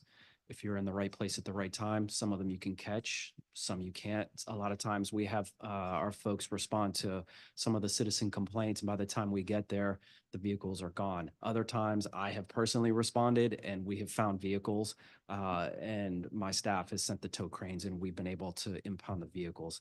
But deployment wise, I think right now anyway, we are where we should be. Got it. Just like, if I could add something else, just like in ways that we are improving ourselves with lease season, we're also looking at possibly, and collections as well, as possibly doing a second shift as it pertains to towing. Right now, towing is from 6 to 2. We're trying to do an evening shift as well to help ourselves as well. Got it. All right. That sounds like you're going in the right directions strategically. Can you all, one of the conversations that always comes up, and I think it gets confusing between commissioners, council members, offices, can you elaborate on the role of MPD in parking enforcement? When do you need them to be involved? Are there specific issues that only they can handle? So to begin with, we are in constant communications with our partners at the Metropolitan Police Department. Our parking enforcement officers, as the title suggests, they only handle non-moving violations, so actual parking violations. MPD officers, in addition to being able to issue those types of citations, can also handle moving offenses. So think of your reckless driving, or I know it's come up in past hearings, the fictitious tags. If they were to pull over a vehicle and find that the tags were not lawfully issued, they could issue the NOI for that as well. We, in our communications with the Metropolitan Police Department, we tend to utilize them in two ways. The first, because employee safety is always paramount with us, some of the areas where the scofflaw vehicles are located, there can be a safety concern. I mean, if you think about it, you're issuing somebody a citation, potentially taking their vehicle, it can quickly become contentious. So we do use MPD in those situations to at least have a uniform presence in the area if need be. And then there are other areas where it's a holistic approach to improving the neighborhood, and we participate with, for instance, Commander Boatler in the 3rd District, the T Street area. We have a coordinated response where we're one factor in the approach. So we would be there. Parks and Rec could be there if there's a park included, the homeless encampment coordinator. So that's how we try and use MPD to assist us. Okay. One thing that'd be helpful, I don't know who wants to take the lead on this, but I think if we could just sort of do a public chart, so the public is aware of sort of who's responsible for what. I think it gets confused a lot of times. And I think it would actually help DPW for those lines to be outlined so that people, where you're getting the brunt of the sort of DPW isn't doing it when it's not even under your jurisdiction, we could easily clear that up with some type of just outline table of like, these are our responsibilities, these are their responsibilities. I think it would help us moving forward. I want to thank you all again for your help with SOS Quick Tires on Georgia Avenue, and some of the business leaving, where it's a business that is leaving sort of vehicles with no tags just splattered through our neighborhood, our community, like on the main corridor, in the residential streets, et cetera. What type of efforts do you do in those instances sort of to help communities? And what is in this budget sort of is aimed at helping communities where we have businesses who are leaving vehicles all over the community, and with fake tags, with no tags, with expired tags, et cetera. So this would be, it involves 2 units within DPW. So not only would this be the parking enforcement officers, the abandoned vehicle inspectors, the booters and towers, but this is where sweep should also be coming in, and they should actually be leveling citations against the businesses if they are applicable to our portfolio. Got it. And that's important. So it's a sort of combined effort. And I know you all, as you all look forward, I appreciate the work that has been done. We just want to make sure that, all parties are working together on some of those efforts, which have produced a difference in our neighborhood and our community. How many, did you say we have 3? How many boot and tow crews do we have? We have a total of 24 FTEs in the booting division. Okay.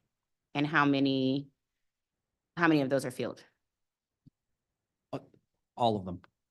All of them. So it breaks down to, I believe, 7 crews is what I'm being told.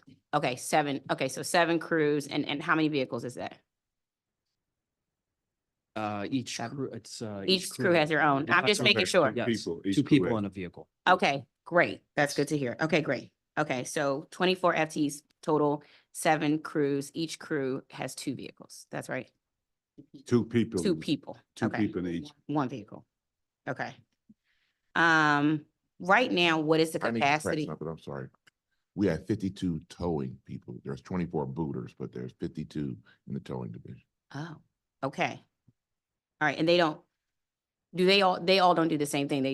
They're each assigned to their own. One- Booters boot the vehicles and the So towing, it's they're tow towing. crews come and tow the vehicles after they've been booted. Right. Okay. So how many vehicles, given that, how many vehicles do they typically tow per day as a unit? Am I correct that it's about 50 vehicles per day?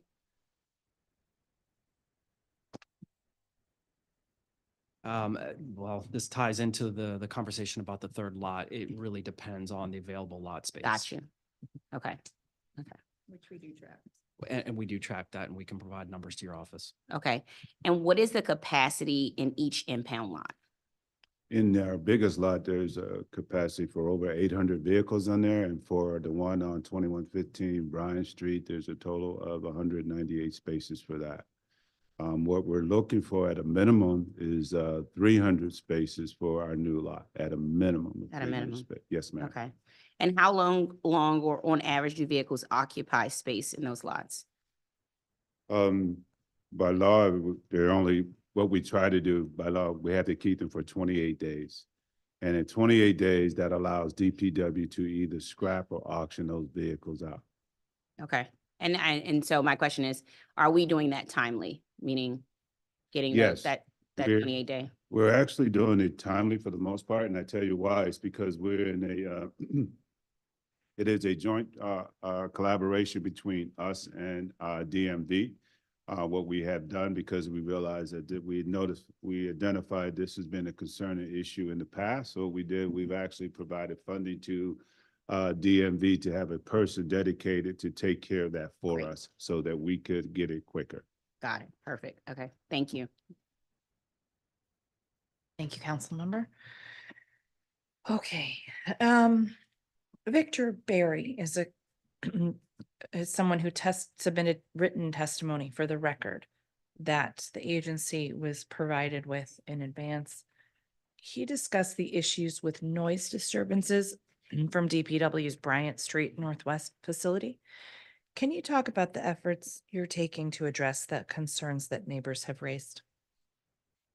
Yes, so Ms. Smith actually hosted a community meeting where we had our management go out and meet with the ANC, at least one ANC, and the concerned citizens that live in the area of that facility. They raised the concerns, and we have started to address those already. So for instance, I've already issued directives, even though we have folks that work on the overnight hours and we expect them to keep their machinery clean. Maybe power washing your machinery outdoors at 1 a.m. is probably not the best practice. So we're discontinuing that. We can allocate other staff members during daylight operations to actually ensure that the vehicles are being maintained without disturbing our neighbors. There were several other issues. For instance, I believe an issue was raised about air conditioning noise. That is something that I have flagged for our facilities folks to raise with DGS so that we can see if we can get it addressed. We want to be good neighbors and considerate neighbors. Very good. Thank you so much. Nathan Harrington talked about the issue of illegal dumping at multi-residential buildings. I'm sure my colleague, Councilmember Lewis George, has some questions on this as well, but can you talk about how DPW conducts sweep enforcement at multifamily residential properties? And is there any proactive enforcement done, or is it all in response to 311 requests? So it's a combination of both. Every ward has an assigned sweep inspector. They are expected to patrol their areas and be on lookouts for violations, educate where possible. And if education doesn't work, then to come back and issue NOIs. There are known hotspots, however, and I believe Councilmember Lewis George has some in her ward.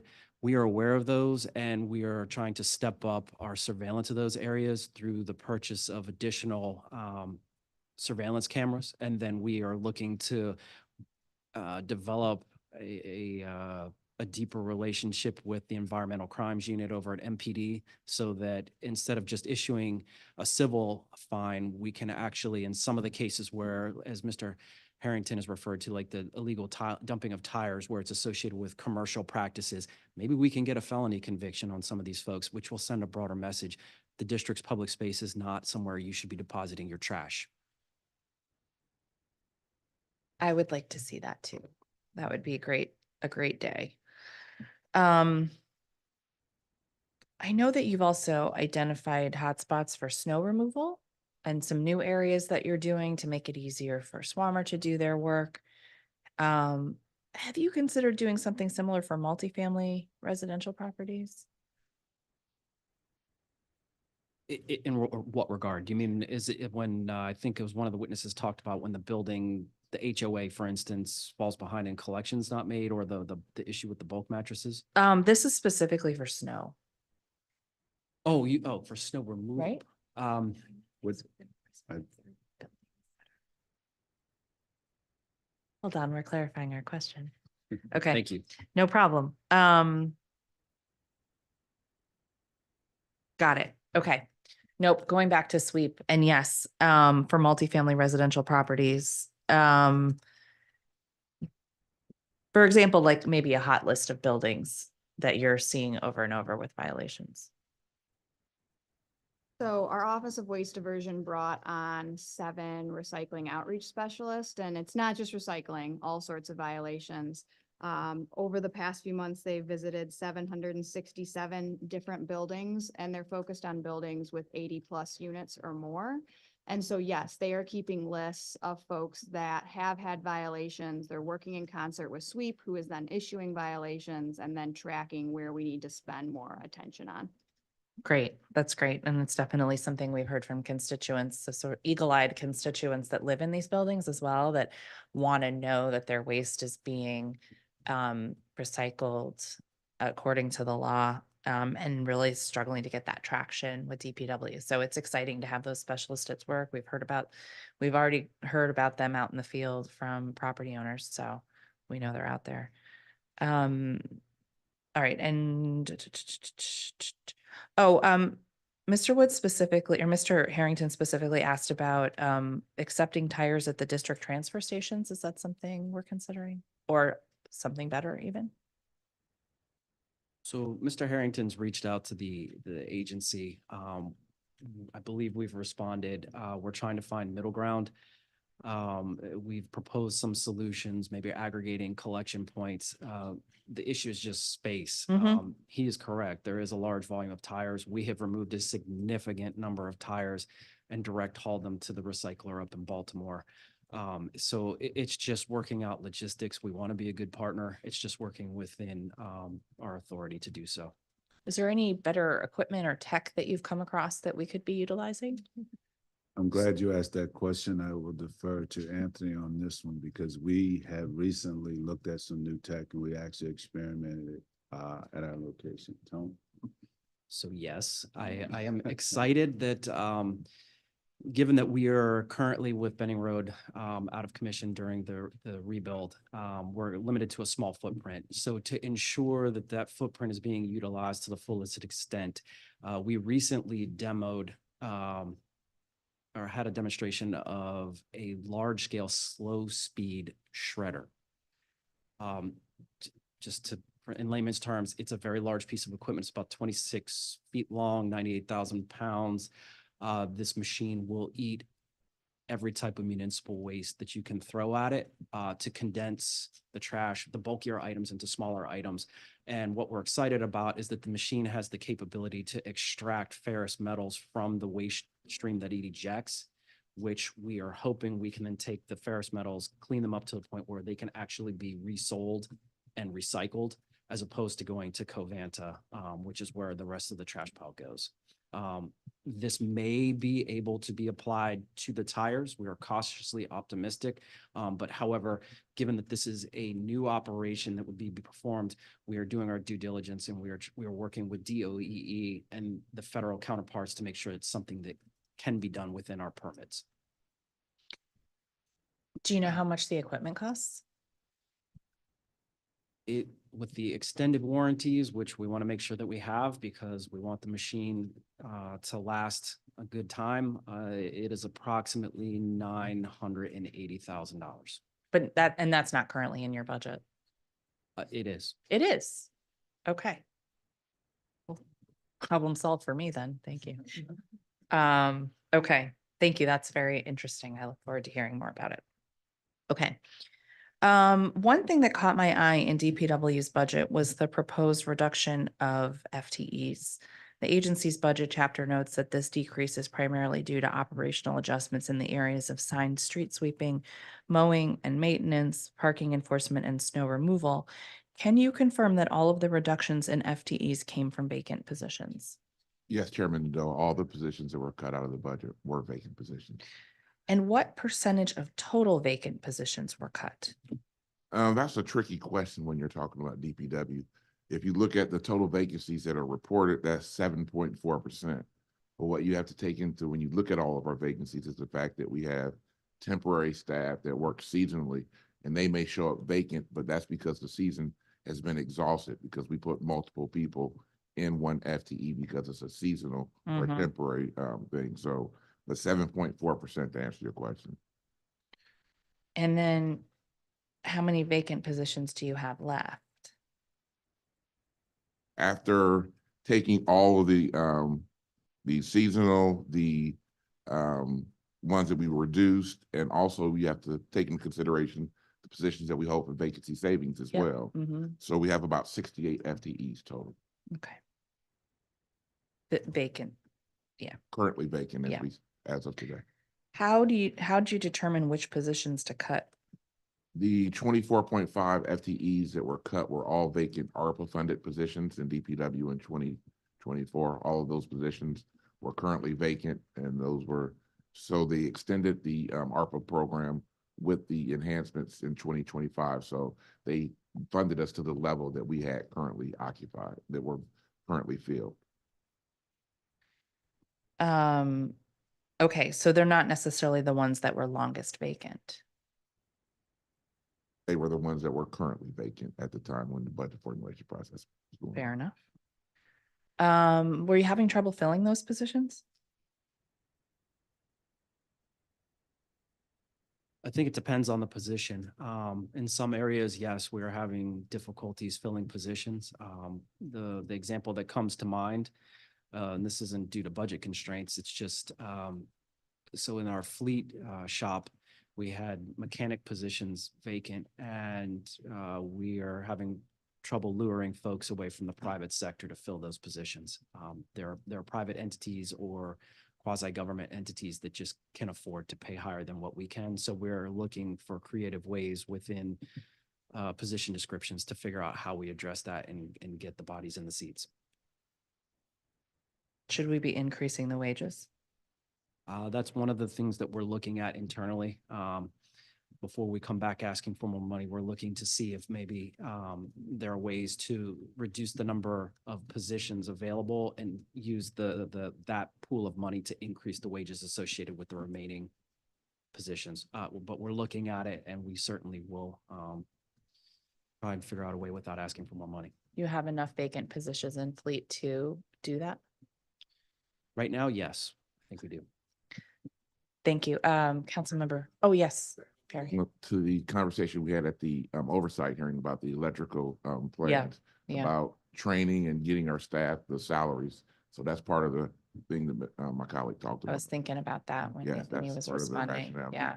Okay. We got to see some of that on site too. So thank you.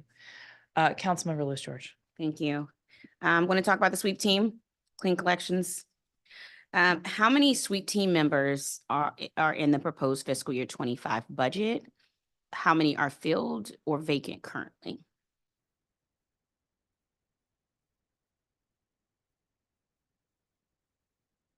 I believe, unless Harry corrects me, I believe we're fully budgeted. I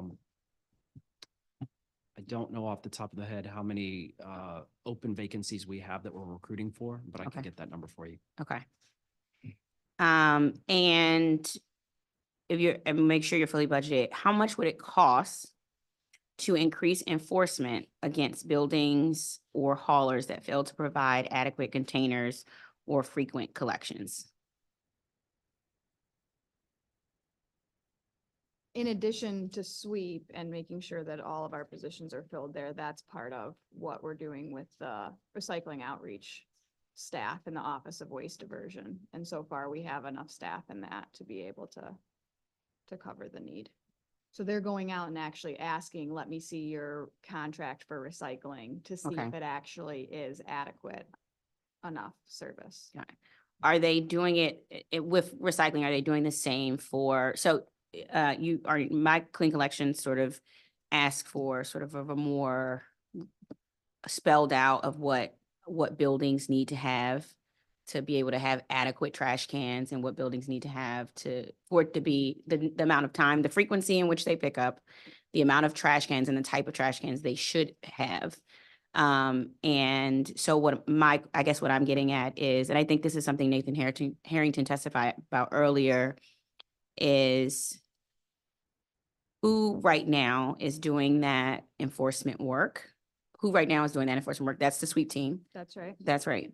And so my questions are, that's why I'm wanting to know how many sweep team members we have in that regard because of that. But then also I hear you're saying that the additional 9-person team, or the additional Personnel under six under OWD. the recycling Yes, ma'am. team is a off branch of the sweep team.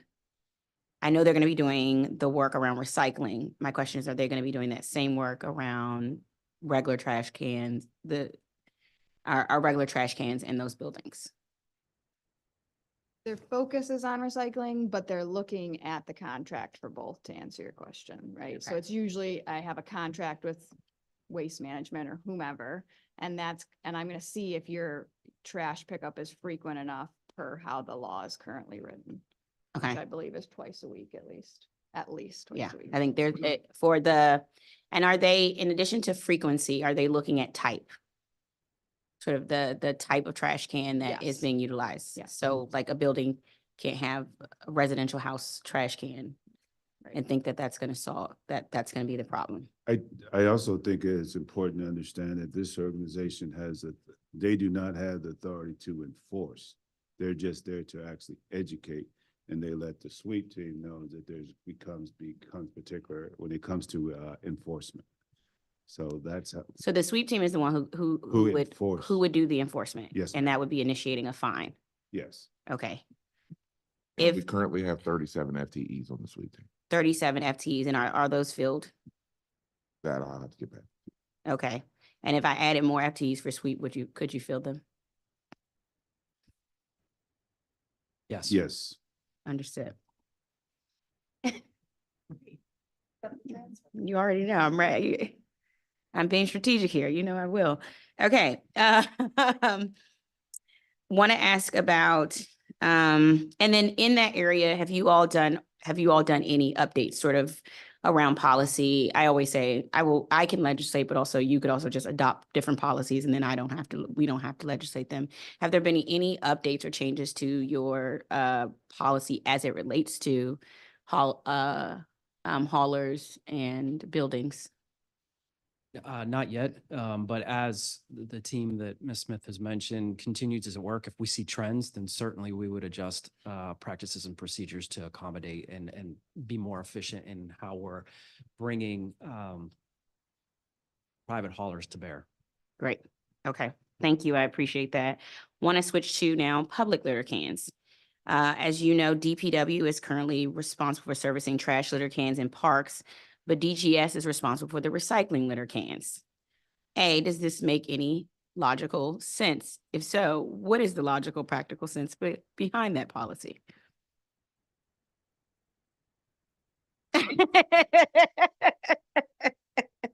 Okay, let me ask this. Do you know how many park-based litter cans how many park-based litter cans do we have in DC?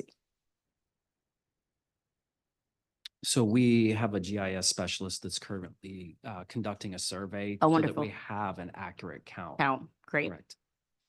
And let me ask you this, do they follow the same service schedule as street-based cans?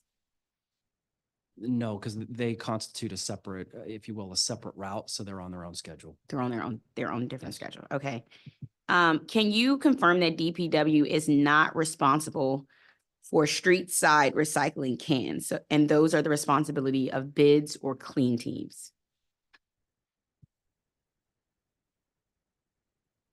You mean like a big belly or something of that? Like at Petworth Metro, if you, the blue can at Are Petworth you Metro. talking, are you talking about the ones that are at the Metro stops? Or the Metro bus Mhm. stops? Those the one you're making reference to? Yeah. Yes, the ones you bought them for your ward. I mean, not me personally. I put them in the budget for them. Because I have a clean team who can empty them. Okay, so that's what I'm talking about. The street side blue can that is for starting. So it's clean team. So I think my colleague is saying those are serviced by clean team. I understand that, but I also know we also when it comes to the ones that are with the Metro, it's important that Metro has their own That's true. clean team as well. A company called Eagle, I think they take care of those. So Okay, that's good to know, actually.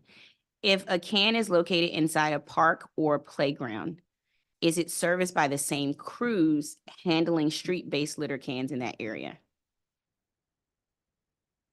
No, we have, like I said, for any of the parks that we currently service, we have a separate route and that crew services, for instance, like we have a dog park crew, they service dog parks. We have a park crew, they service the park. So the litter can operation is separate and distinct.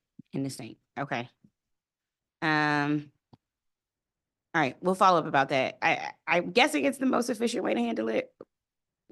I'm gonna assume that that's the most efficient way to handle it in a geographic zone. But that's why we're doing the survey. Okay, of great. Of the sites, and the survey does also include bid participation, which is great. So we will have a map of every public litter can in the district, and if it's DPR, and if it's a bid, et cetera, and where those are located. Great, okay.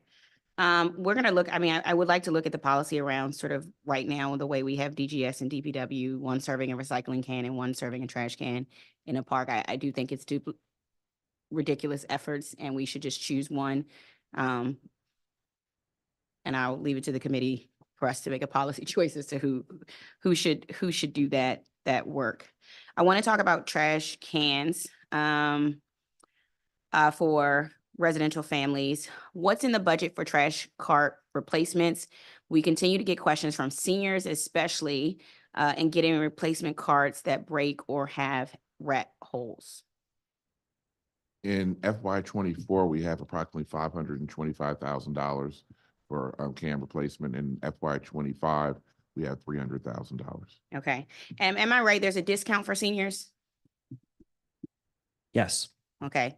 My seniors want an even greater discount called free 99. Just like, you know, I'm just telling you the truth. Is it the same pot money that covers trash carts for new residents as well? Yes, that's correct. Okay. And if you're a new resident, because I have a neighbor, I'm gonna give you the address actually, so that every day this neighbor comes and talks to me. I'm trying to walk the dog and I gotta hear about it. They're a new homeowner and they did not get new trash cans when they became new homeowners. What is that? Is it the same process that do they have to buy a new trash can as a new homeowner, or is that first trash can that they get as a new homeowner free?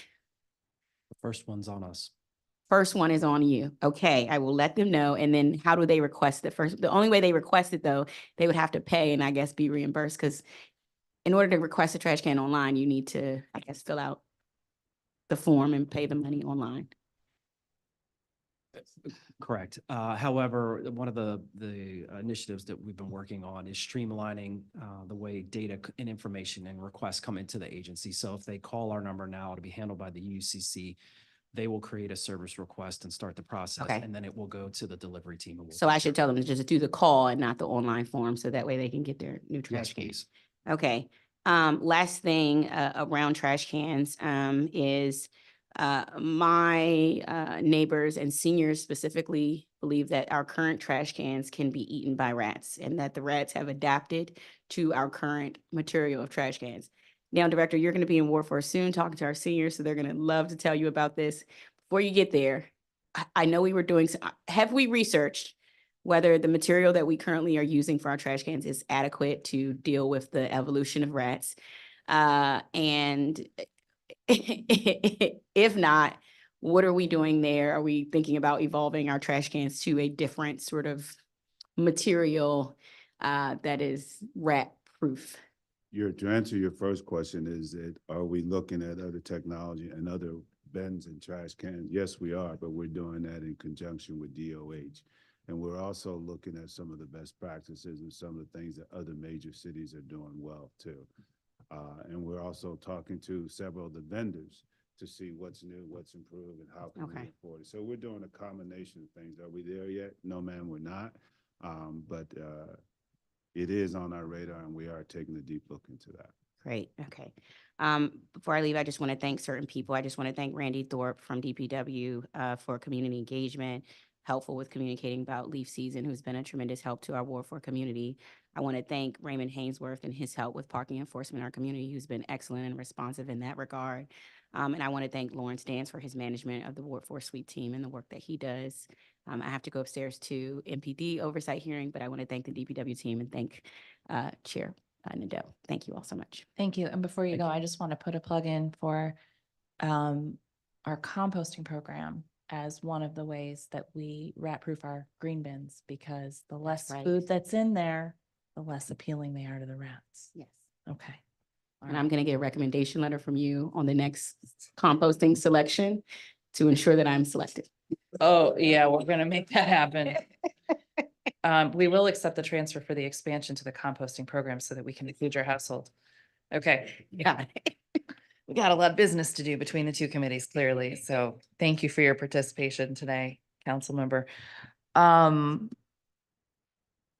The Unified Call Center, is that funding continued in the FY25 budget?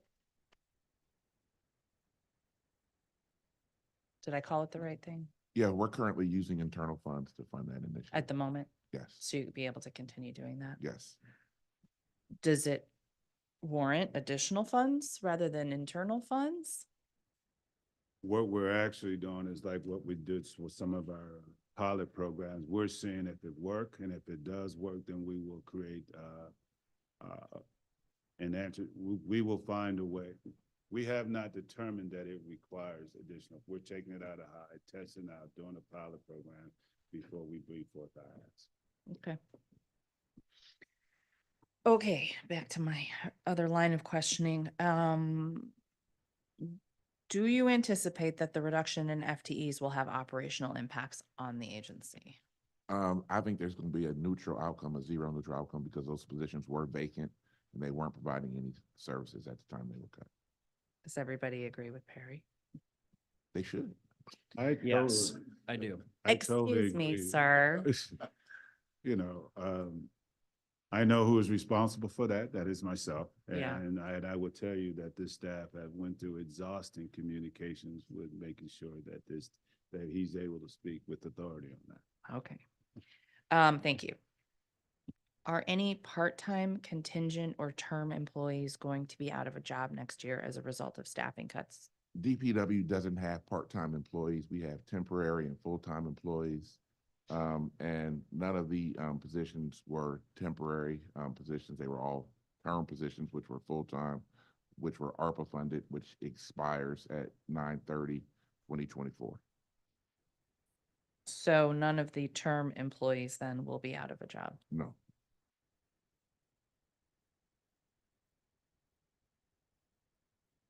Not as a result of the budget cut. Okay. the general counsel has clarified that there may be some term employees who are no longer, because their term, That is, okay, Their term may end, their term may end. or there may be misconduct issues in which we terminate. Let's set aside the misconduct issues. Understandable. The term employees that may be out of a job next year, is that a result of the ARPA funding ending? No, Okay. none of the positions term positions that are ending in 2025 were filled at the time. They were all vacant positions. Okay. And their terms, and they've been eliminated because the funding expired at the end of 2024. Okay. What were your vacancy savings in 24 and what will they be in 25 fiscal year? Our 25? vacancy savings in 24 was $10.5 million, and in 25, it's $10.63 million, an increase of 1% or $101,000. Thank you. I know that DPW has a policy of listing vacancies internally first. Can you talk about how that helps you achieve your goals as a second chance agency or otherwise? we always look in-house, and what I realized since I've been in this position, that there's so much talent in-house. And I like the opportunity to promote from within. And then when you talk about some of the people that we bring in from lease season, some of them will continue on to the actual snow season to help us out with the snow season. So when there's ever an opportunity to keep within, one, I look at the full-time contingency first, and then I look at some of the people that we bring in for seasonal help, by keeping them on board. And we were able to do this year very successful. And correct me if I'm wrong, team, we'll also be able to keep someone on board as it pertains to our swing shift as well, to help out with some of our collections overtime. Does promoting from within mean that you have vacancies at the entry level longer? Because people are moving, I'm just trying to, the budget director made it seem like promoting from within or hiring from within was sort of a negative and was a reason we had more vacancies. I can't quite square that, so I'm trying to figure that one out. It lengthens our process because Uh-huh. if we have 100 vacancies to start the fiscal year off and we promote 20 people that were in lower positions, we still have 100 vacancies because they've just moved from one That's what I was position to the thinking. next. Yeah. And so it takes longer. So one of the things that we've talked about is the fact that we have 20 vacancies or 100 vacancies, we need to post the higher level ones and also post the ones where we believe people are going to come from, to give us the ability to bring in, to reduce the number of vacancies that are on our books. And do you have the flexibility to do that, or does DCHR give you a hard time? We do have the flexibility, and it's really because I believe we do have a great relationship. We're working with DCHR. We actually run it through to make sure that it's legal and is smart. But it's most important, can it really work for DPW? So it works for us. Okay. That's helpful. Having been over the human services cluster, we had this issue at ESA too. It's like it's a good policy. It's smart policy to promote from within with people who understand the agency culture, but it kind of makes it look like you're not, recruiting at the lower levels. So it's something that we, let's continue to work through it so that we can hang on to the positions that we're funding for your operations. Okay. We've talked about the ARPA funded positions. Of the items to watch listed by the CFO is the FY25 one-time funding for these positions. This proposed budget includes one-time funding for full-time equivalent positions for several agencies, primarily in the Department of Public Works and the Department of For Hire Vehicles. These term positions were primarily funded to continue employment programs that were previously funded with the ARPA federal payment funding. While the current funding source does not present a certification issue without additional funding beyond FY25, these term positions will end. So that's the context we're dealing with. How many positions does that funding cover? 84 FTEs in FY25. That's a lot. And which programs are these positions in? These positions are in the Solid Waste Management Administration. All of them. Correct. Okay. Now, why does the current FY24 Schedule A say that the information is not available for the last filled dates for any positions? That information, when we ran the reports, we don't have the ability to get that data in our canned reports. Now, if we can go back and work with human capital to go through each position and find out when it was last filled, but our reporting system does not provide that information. Do we want that? Do we want them to go back and do that? Okay, we'll follow up before you do that. Let's talk.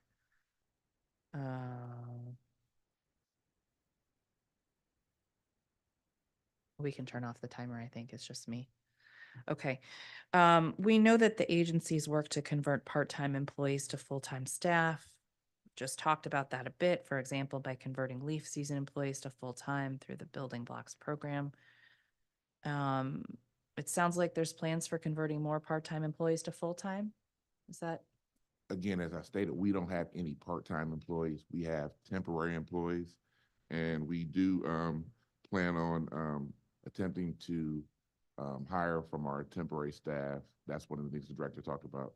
When we post positions, we post them internally to give temporary staff the ability to hire, to post, apply for those positions. And that's part of the segue to getting full-time employment with DPW. I think someone over here is doing a find replace on my memo right now to exercise the word part-time.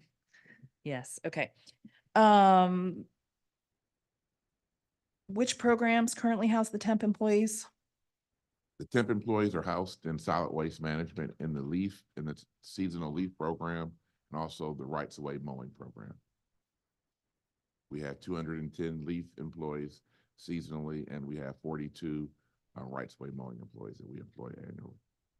What is that program, the second one? Rights of way mowing, it's the mowing and maintenance.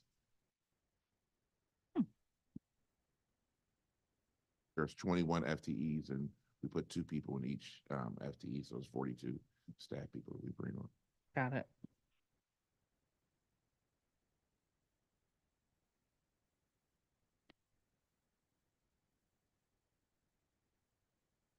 Have any employees been, are we asking this about the part-time, the temps? Have any employees been transferred between divisions, and if so, how many? Is that about the temps? In general, okay.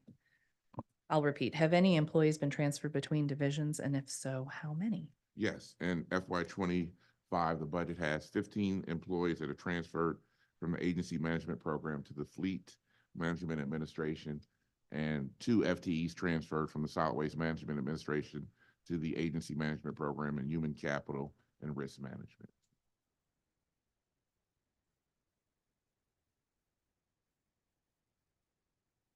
Thank you. All right, let's talk about solid waste management. Last year, the FY24 budget cut 13 FTEs from the signed sweeper program, which handles street sweeping. This year, the mayor's proposed budget cuts an additional 16 FTEs. To pose an earlier question again for clarity, were all of these positions vacant, and if so, why? These were not cuts. These were realignments within the division. These employees, I'm not sure which the contingency of vacant and filled, but the majority of them were probably filled positions because the goal was to realign staff where they were actually working. And that's one of the things. Matter of fact, the next few questions that you'll probably be asking are realignments. Okay, Within the and budget. so where did they go in the budget? Where would we see them?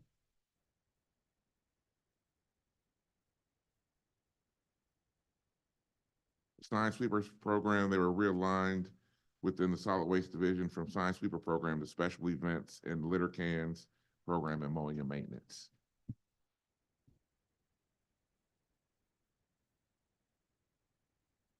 And these positions were not vacant, I believe, but we can follow up to verify that. Okay, so that realignment reflects what the FTs were actually doing day to day? Correct. Okay. All right, then. Let's see. Last year, the cuts in the mayor's proposed budget, the the agency said the cuts would impact services. Did they, or were you able to absorb them? So the cuts did impact services. We had to absorb the cuts by moving staff from one program to another. An example would be moving grounds maintenance staff to do the highway cleaning. And that had a cascading effect in the grounds maintenance start dates get delayed. Mm-hmm. But, you know, we make do with what we have and to get the mission accomplished. Where do the grounds maintenance teams work? Which properties? So wherever you have public space that needs to be cut, this is the split between us and DDOT, depending on which thoroughfare you're talking about, and DGS.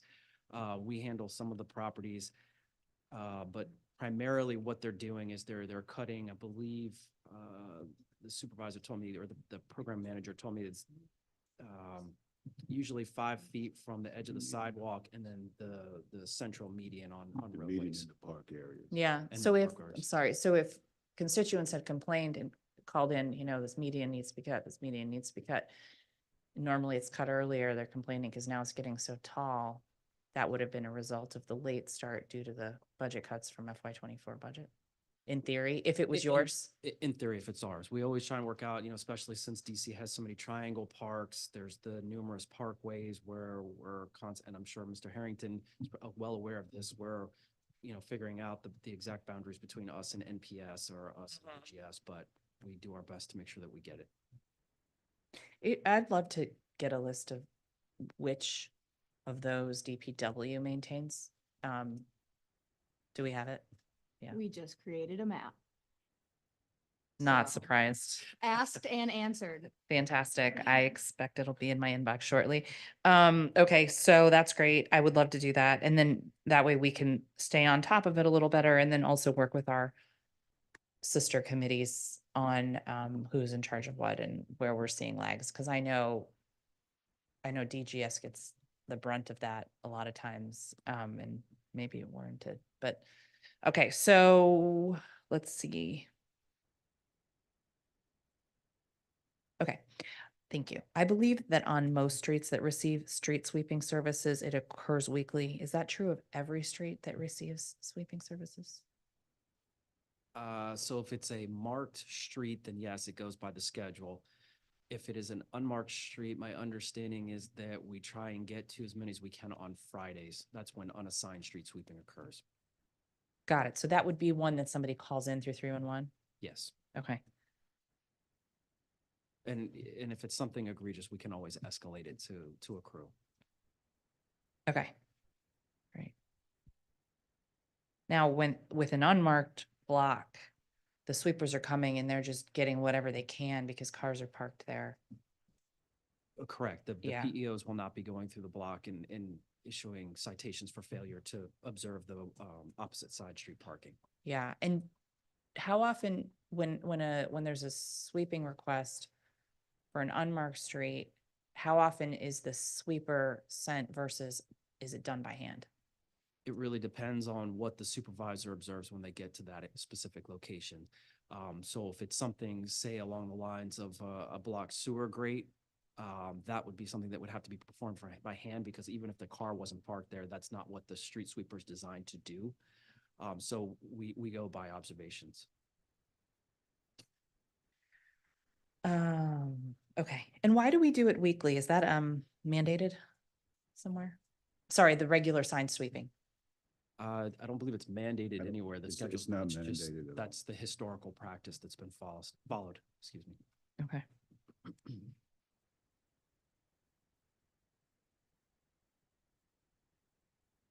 Are there any streets that we sweep that are not signed and it's not by request, but also just get routine sweeping?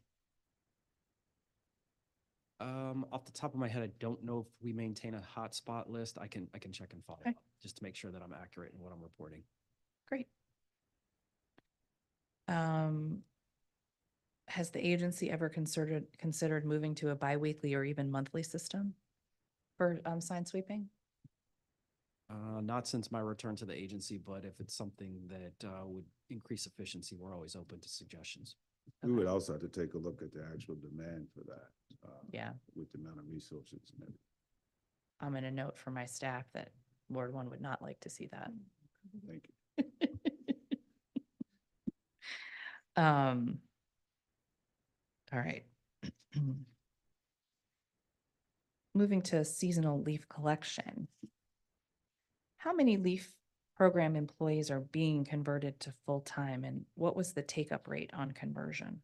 So in fiscal year 23, we were able to bring on 24 seasonal staff to FTE positions. Unfortunately, with the budget this year, we were not able to bring them any on as full-time employees. However, this is something we always look to do.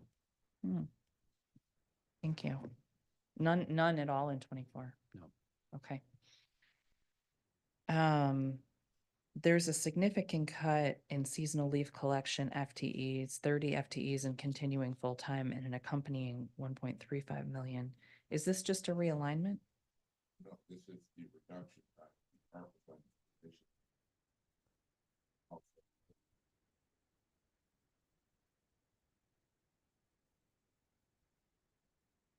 The ARPA ones are vacant and the realigned are filled. Okay. Okay. Overtime for seasonal leave collection was completely cut. Why is that?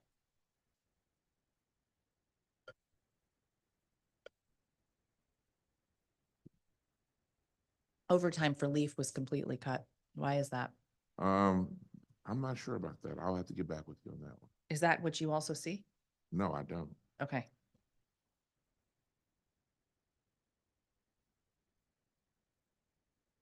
Purchase equipment and machinery, 717100C has been completely zeroed out, a reduction of $310,696.13. What will you no longer be able to purchase given there's no equipment purchasing budget authority?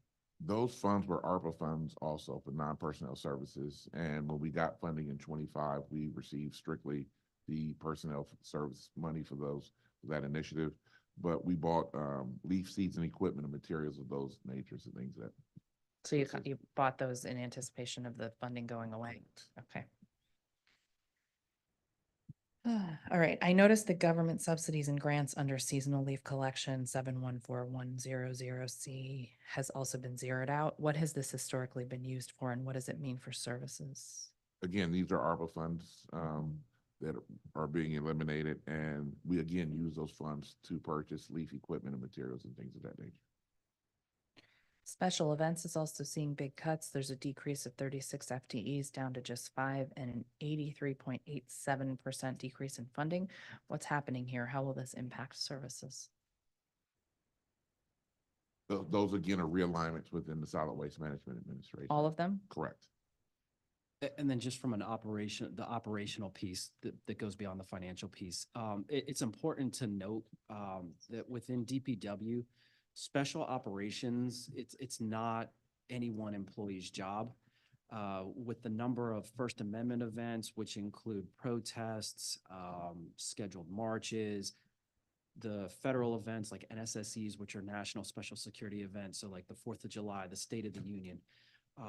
Those events are covered by all employees within the agency. We are all designated as essential. And when we come together, if MPD has a request in connection with that, for instance, the 4th of July, a huge one you'll see in connection with the parade is we supply all the blocking vehicles.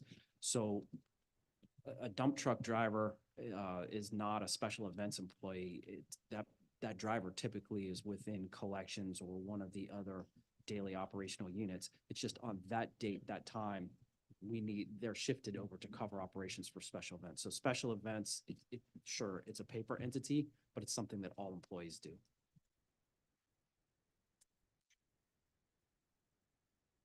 So the realignment does make some sense in terms of day-to-day operations. Is it going to be harder to track how much money is spent by the agency on special events?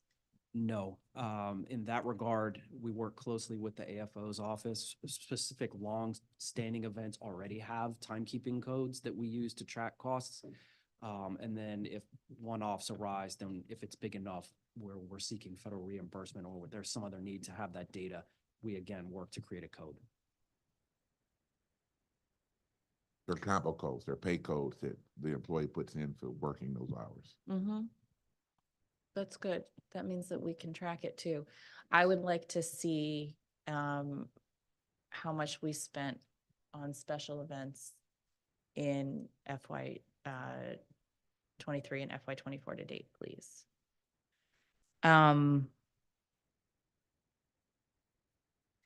What does it mean that the contractual services under special events were cut entirely? That funding in FY24 was for the public restrooms pilot. Since that was one-time funding, that funding is all been removed. Oh, that makes me so sad. Okay. But thank you for explaining that so that we can figure out how to restore it in the right place. Does it still make sense to put it in special events? It still allowed us to have the ability to track it. That was the reason why we put it there. You had the ability to track it, but I couldn't find it. So we need to talk about that. Okay. You should have called me. I just called Perry and put Perry on speed dial. All right, that's okay. That's not unhelpful to the public, sir. Okay. For sweep, which you know is one more. Do you have special events funding capacity or just special events capacity for World Pride, which is coming up? We are hosting it. What year? We're doing that 2025. Yeah, next year in the 25 fiscal year, but in calendar 25. Yeah. Is that a paying event? Do they pay for their permits and things of that nature? Okay, great question. So Capital Pride, I believe, is the permit holder, and we are helping as a government, like the Office of LGBTQ Affairs is providing a lot of technical assistance and support. We may even have staff for it. Okay, the reason I asked that question, because if they're a paying vendor, they pay the district for their permits and things of that nature and for the services that we provide. Got it. If they're not a paying, we would just have to absorb the cost. It's going to be big, so we should find out. We can work with you on it. Okay. We'll work with Director Bowles and make sure everything is where it needs to be before we put this budget to bed. Yes. Okay. Yeah, correct. Okay. Has the size of the sweep inspector workforce increased within the last year, and are there plans to add inspectors next fiscal year? We have 37 FTEs budgeted in 25, and that is pretty much flat from the previous year. Pretty much flat? It is flat. Okay.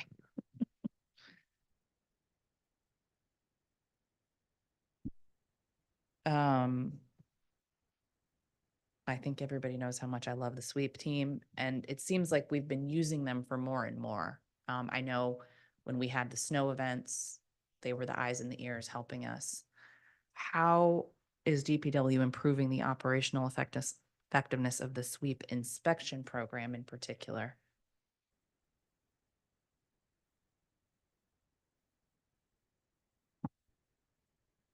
So with every season, we try and refine the processes that we have in place. As you noted, the sweep inspectors also assist with snow. They also assist with the leaf program. And we try to take best practices from each of those seasons and then roll them into daily operations during, I guess, the summer period of our operations. What are some of the best practices that you've come across that you're trying to replicate? So as my colleague is mentioning to me, yes. So moving forward into summer operations, increasing business engagement when it comes to illegal dumping. We're really trying to get abreast of the situation and try and stem the flow of materials that are being dumped on the side of our roadways and within the neighborhoods. Go ahead. Coupled by that, we're also creating, as Anthony mentioned earlier, we're looking at known areas in which we can do for illegal dumping to prevent, to put up cameras and different things to help out with that. That was a learned thing. We're taking that out of hide as well so that we could get better with that, because we have some ideas where they are, and with but those areas we're planning to target it with some way, somehow, some way with cameras to mitigate some of that. So the sweep inspectors are the ones who provide the advice and counsel on where to put up the cameras for the hotspots? Correct. They do, but we also get a lot from residential input as well. Sure. Presumably those mirror one another because the sweep inspectors are also responding to constituent complaints. It's a combination. Yeah. It's a joint effort, but really the actual sweep inspector is the one that has a lead based on his EC unit, because based on their experience knows what to do with that. With sweep inspectors assisting in leaf and in snow, not going to put words in your mouth, but does this mean we only have full-time solid waste enforcement in the summer? No, although we have sweep inspectors associated with the program, we still have a reserve component that's out in the wards conducting daily operations as well. Excellent. Thank you. Okay, back to mowing and maintenance. I noticed there's actually an increase in mowing and maintenance and 9 additional FTEs. You mentioned this was part of a realignment. Why were more FTEs needed there? I mean, it's not so much that there was a need, it was a realignment to ensure that they're being, they Properly reflect, their classified. duties reflect where they're actually working. Got it. But it wasn't based on an additional operation need. You know, we ran into difficulties from the very beginning. What we're really trying to do is line up the Schedule A, putting people where it be so that we'll be able to capture where they're actually performing the work. That's helpful. And just for me and for the public, what's the difference between right-of-way mowing and maintenance? I mean, I think that it's a matter of semantics. It's cutting grass. It just, where are you cutting the grass? Is it along a public right of way or is it adjacent to a district-owned property? Got it.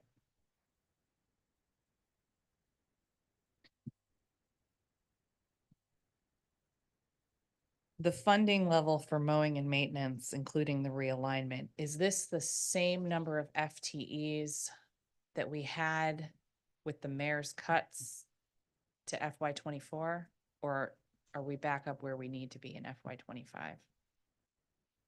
And I ask this because I want to know, are we going to have the same issues with getting a delayed start because of those budget cuts? Could you repeat the question again? Yeah.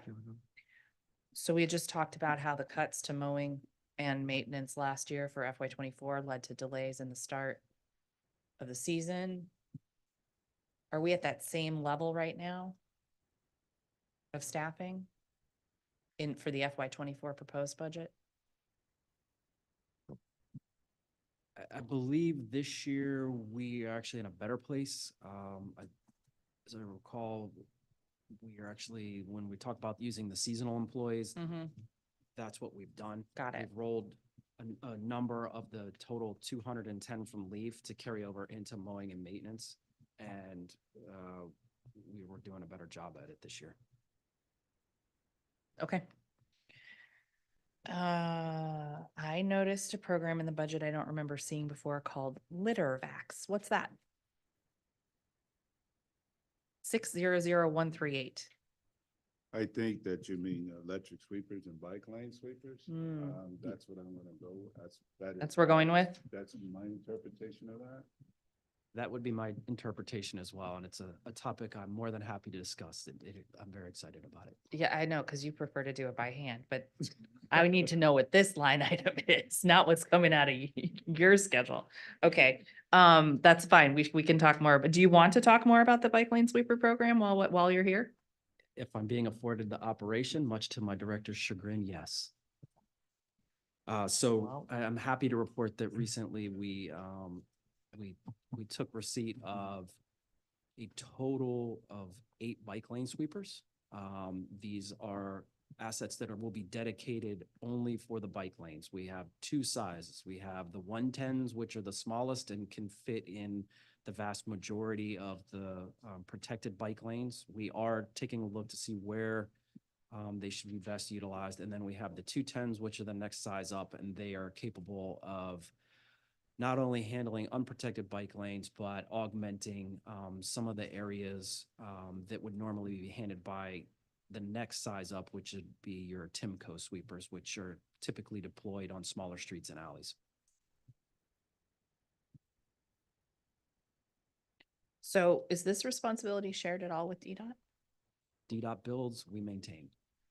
Okay. They do the snow though, yeah? That's true. They do the maintenance on the bike lane. We clean the lane. Like when the poles and stuff and something goes down, they do the actual maintenance. But Tony's absolutely correct. We do that. I got it.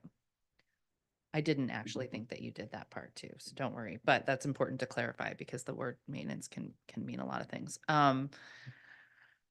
Okay, so just to answer my question though, is DPW doing the snow removal on the bike lanes now? I thought DDOT did that. We're doing it. You're doing it all. Okay. Okay. Did the same vehicles remove the snow?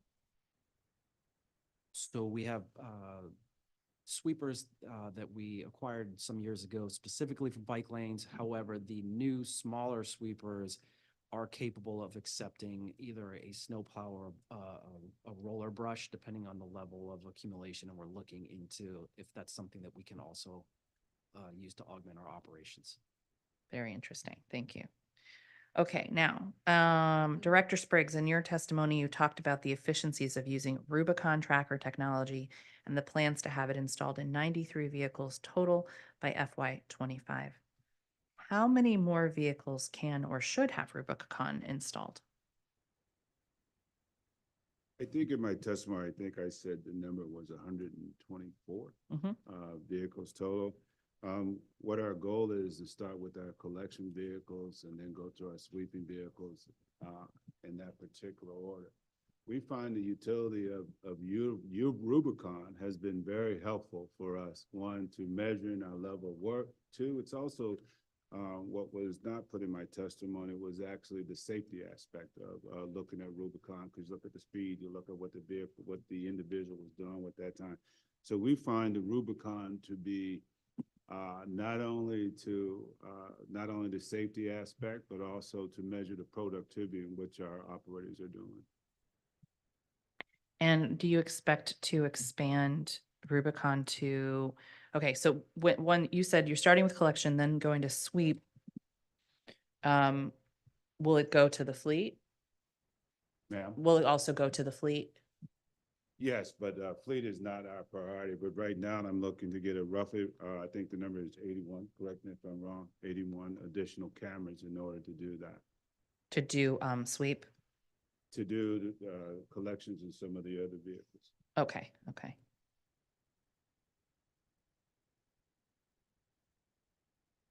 Right, and just to clarify on the record, when we're saying sweep, we're referring to the Sweepers. street sweepers. correct? Sweepers, Yes. yeah. Right. Sweep inspectors are using fleet vehicles? Yes, they are. Yeah. So you would, yeah, that'd be a separate, okay.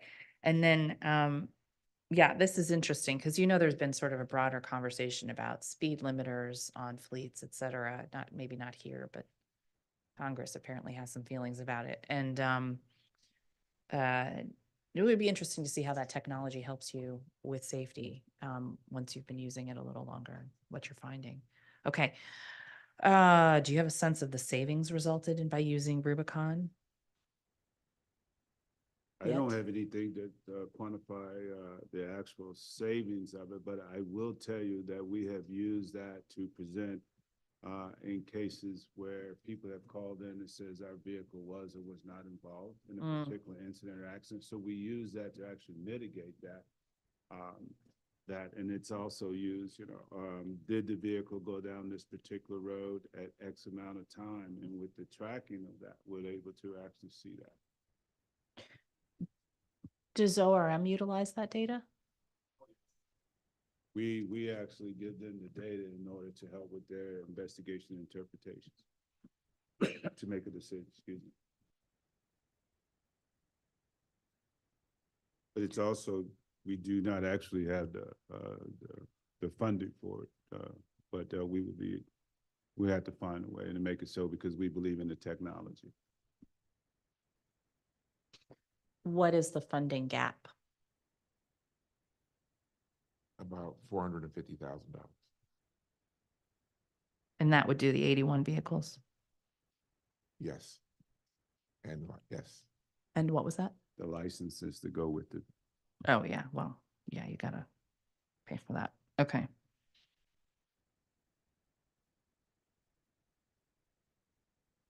Anything else to add on that? No, ma'am. Okay. Good. Okay. In the Office of Waste Diversion, as you noted in testimony, Director, there's $3 million in the mayor's budget proposal to continue the curbside composting pilot, but only enough to maintain current service levels rather than expand the program. And while I'm glad the funding's there, I'm disappointed the expansion wasn't a priority for FY25. I also saw in the zero waste plan that one of DPW's short-term actions, meaning the 2023 to 28 timeframe, is to provide curbside collection of recycling, composting, and refuse for all single-family residential households. So what is the plan for expanding curbside composting to single-family residents in the district? So we're really excited that we get to continue this program, and we are going to be able to add some limited number of households. So what we're doing right now is going through and looking at participation. We do have a great participation rate with this program, but it's not 100%. And so we'll be using some of the slots from folks who have opted out or who are not participating on a regular basis, say they haven't participated over a 6-month period of time, and then be holding a wait list to be able to add participants. What we're looking to do is use a weighted wait list, if you will, to be able to prioritize low-income and disenfranchised communities so that, you know, if all 3 of us are on the same wait list, if there's a resident in Ward 7 who's also on that list, they're going to go to the top because we have lower participation rates in that ward, and be able to add people on a rolling basis to ensure that we're still maximizing the number of slots that we have moving forward.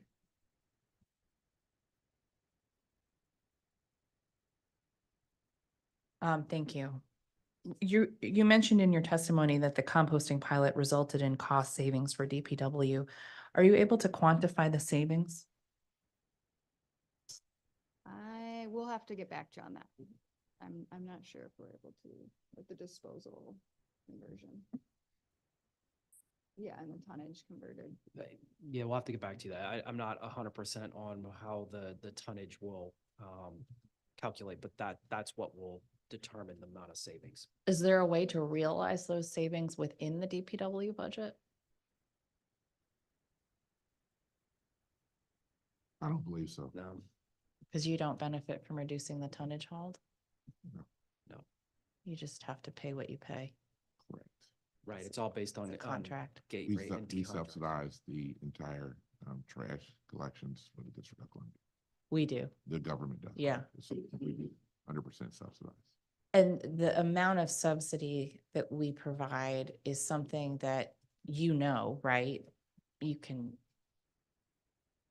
So for example, if we were pursuing a pay to throw program at some point, we would know how that would impact the subsidized program costs. You don't have to tell me that today, Perry. But it is something you would be able to tell us Correct. if we were making those calculations, or for example, if the OCFO was making those for a fiscal impact statement, that's something the agency would be able to provide to them. Yeah, we believe that the subsidy that we're providing to the district residents for trash collection, hauling, and disposal is about $16 million. It's a lot of composting we could be doing. Okay.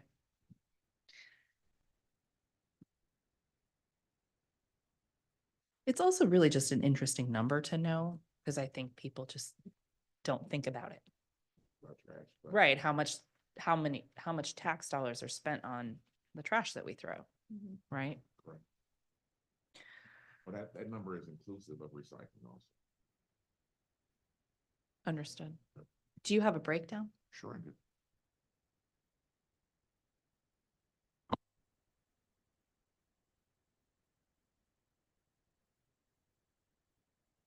Recycling is about $2.5 million. So you take 15.7 minus 2.5, you're at what, 15.3, 15.2, Landfill waste. yes. And with the recycling, do we realize any revenue from what happens to the plastic or anything else? Do we, or it just goes to our contractor? We don't get It goes to our contract. they make the money off the Yes. sale of the reused plastic or whatever else, or the crushed up glass that goes on the highway. Okay. All right, so of the 70% participation in the pilot, is that 70% of the 9,000 currently enrolled? Yes. Okay.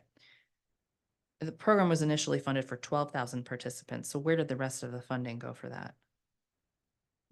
The funding was the funding amount that we had. We did not get funding for the 12,000 families. We got funding for the 9,000 families. Right. That was a sense of contention with contracts and procurement that the contract initially said 12,000 families and we only have funding for 9,000. Okay. Okay. Do we know the cost difference per ton of the compost pilot as opposed to the cost of standard collection? Let's say the landfill collection, the trash collection.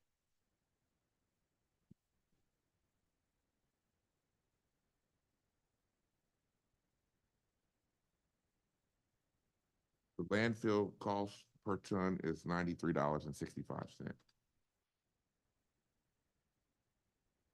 What about for the compost? That I don't have. Let's try to find out. We have to get that from the contractor? It's in the contract. Specified. Okay. Yeah, we just have to follow up. I don't know it off the top of my head, but we Okay. have that. Great. Is there funding in the Office of Waste Diversion's budget to begin implementing other aspects of the zero waste plan? So we're already implementing several different initiatives, our food waste drop-off sites, of course, the compost pilot, and then the recycling outreach program that we've been talking about. So there is funding to continue those. This year, what we're in the process of doing right now is also implementing some public smart compost bins, which would essentially be an extension of farmers markets because anybody can drop their compost at any time, except for you'll be able to do it 24 hours a day, not just on Saturday or Sunday between 1 and 2.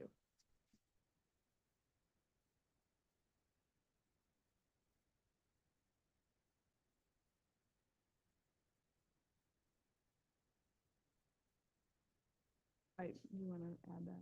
Sure.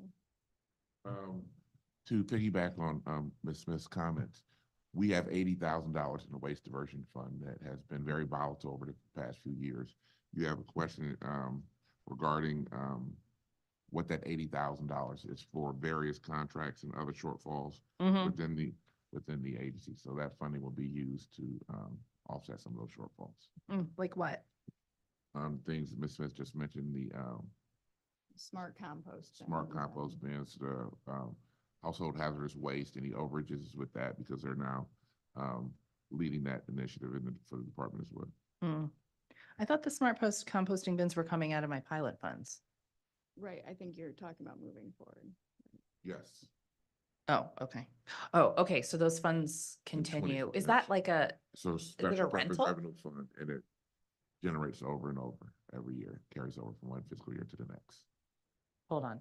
Okay. You're right that we are using in fiscal year 24 right now, when we're in the procurement process, we are using funding from the Clean Curbs pilot. And then in FY25, it'll be special purpose revenue funds. What's the continued cost of the smart compost bins? Are we buying them or renting them? No, it's a rental. Okay. And the disposal of the bins is included in our food waste drop-off contract. so who's gonna come and maintain the bins and actually empty the compost is in our food waste drop-off contract. So who, that same contractor will do it. I'll have to get back to you on exactly how much the bin rental is. When you say drop off, you mean farmers markets? Right. Is okay, since we're talking about this, I'm sure I have questions about this later, but oh, not much later. Okay. Oh yeah, okay, got it. So the cab just made their decision to go back to the prior operator of the farmers markets. So they're re-reviewing, OCP is re-reviewing, the bids. So we're just on hold. Has the Office of Contracts and Procurements indicated how long their review will take? They have not. Okay, we have them up soon, we can ask. How are you anticipating operations to proceed if OCP? I mean, I don't even know. They have to, I didn't think they had a choice but to uphold the CAB I decision. think that we have an emergency We do. contract in place at the time. Okay, So we're Service is under, still being rendered. right, services are still being rendered on an emergency contract with District Logistics. okay. All right, I don't think anybody here has the answers that I want on that, so I'm not gonna belabor it.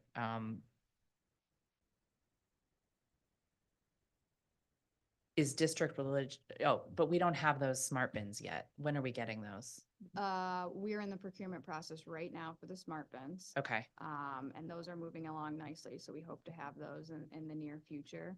All I was saying with the overlap is those are gonna be serviced on a regular basis, and the same contractor who does our farmers markets will be able to service those bins and take them to the same location. is there a set schedule for emptying them? It's gonna depend on, the utilization. That's why they're smart, because it'll tell us when they're full. Got it, Right. great. And that information is communicated to DPW, the contractor, The both? contractor. right. Okay. Okay, and that contract specifies that they have to empty within a certain time Right. of being indicated on the Right. sensor. Mhm. Okay. Will we be expanding to any new drop-off sites in FY25? That's what we're looking at in terms of these bins. Is the bins the best option, or do we want to add farmers markets? So a little bit to be determined on that. Okay.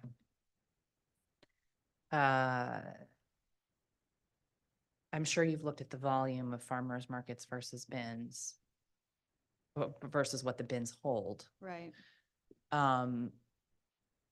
The difference being the farmers market's collecting all on one day, so we kind of just don't know when people have the option all the time. Right. I mean, How my full they will opinion get. is that I like the flexibility of the bin, right? Right. Because I'm gonna be able to do it at any time of day or night. Not everyone's gonna be like me, so we need to track utilization to see if we want to expand a bigger footprint to farmers markets or if we want to expand bins. We're also strategically looking at places for those bins in high density areas with multifamily buildings, right? Because they're not able to participate in the pilot. So we want to make sure they're placed in locations that aren't close to a farmer's market and are multifamily buildings. It's 50 bins? 30. 30 bins.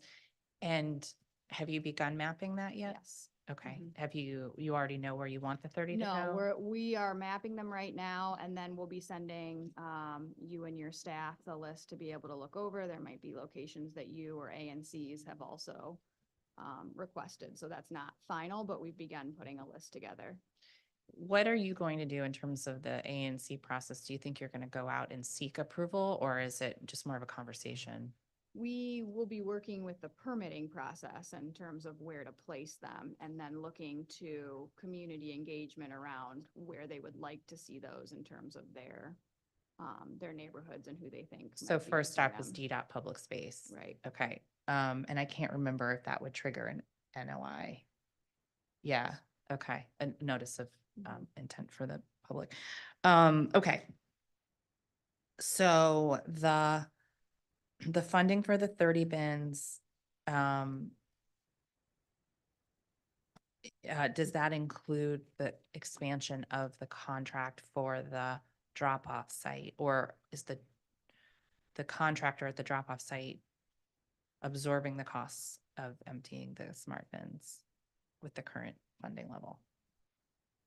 I think I understand what you're asking. Did we budget using clean The serve servicing, money? The yeah. servicing, yes. Okay. Thank you for deciphering that. Okay, there's an FTE variance of 6 in Office of Waste Diversion. What is that? I don't see that in my numbers, but the 6 changed FTEs are from 24. They're the recycling specialists. So they may not be in the information that you had loaded initially, but Okay, they're in there in 24 as well. got it. I want to thank your team for being so nimble and able to pivot to the funding allocated pivot the funding allocated to Clean Curb subtitle toward the acquisition of public waste compactors and smart compost bins for the public. Can you talk more about the rollout for, I think we've gotten the gist of the compost, but for the public waste compactors, the recycling and waste? That is also with OCP right now, though because of the type of bins they are and the limited number of vendors that may be able to service those, the compactors may move even faster than the compost bins. Okay. Have you determined the locations for those? Same process. process for compost bins. So we're in the process right now of identifying some proposed locations, and then we'll send you and certainly taking community feedback on where those should be placed. Great. Should we be looking at funding more of those in FY25 than what's currently allotted? And it's a pilot somewhat, so we're gonna see how it works and be tracking data around utilization and things of that nature. Okay. With the trash and recycling bins, who will service those? Contractor. Okay. It's that would be a new contract then. Okay. So that one, while you may be able to get the bins sooner, has that contract gone out as well? It's the same contract for placement and servicing. Okay. That's the contract that we released. Okay, so it's with OCP. Right. Okay.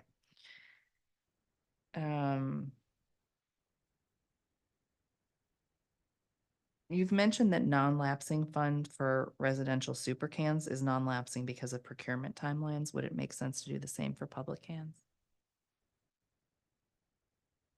We don't have a SPR fund for public cans. The super can fund is strictly for the bins that residents have, and that fund replenishes itself as we sell cans to residents. I see. Yes. Okay. Does anybody need a break?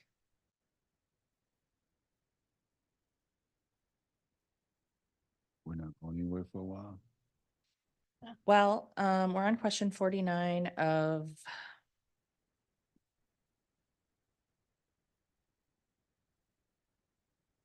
'91. We'll take a break, ma'am. Thank you. Okay. We'll come back in 10 minutes.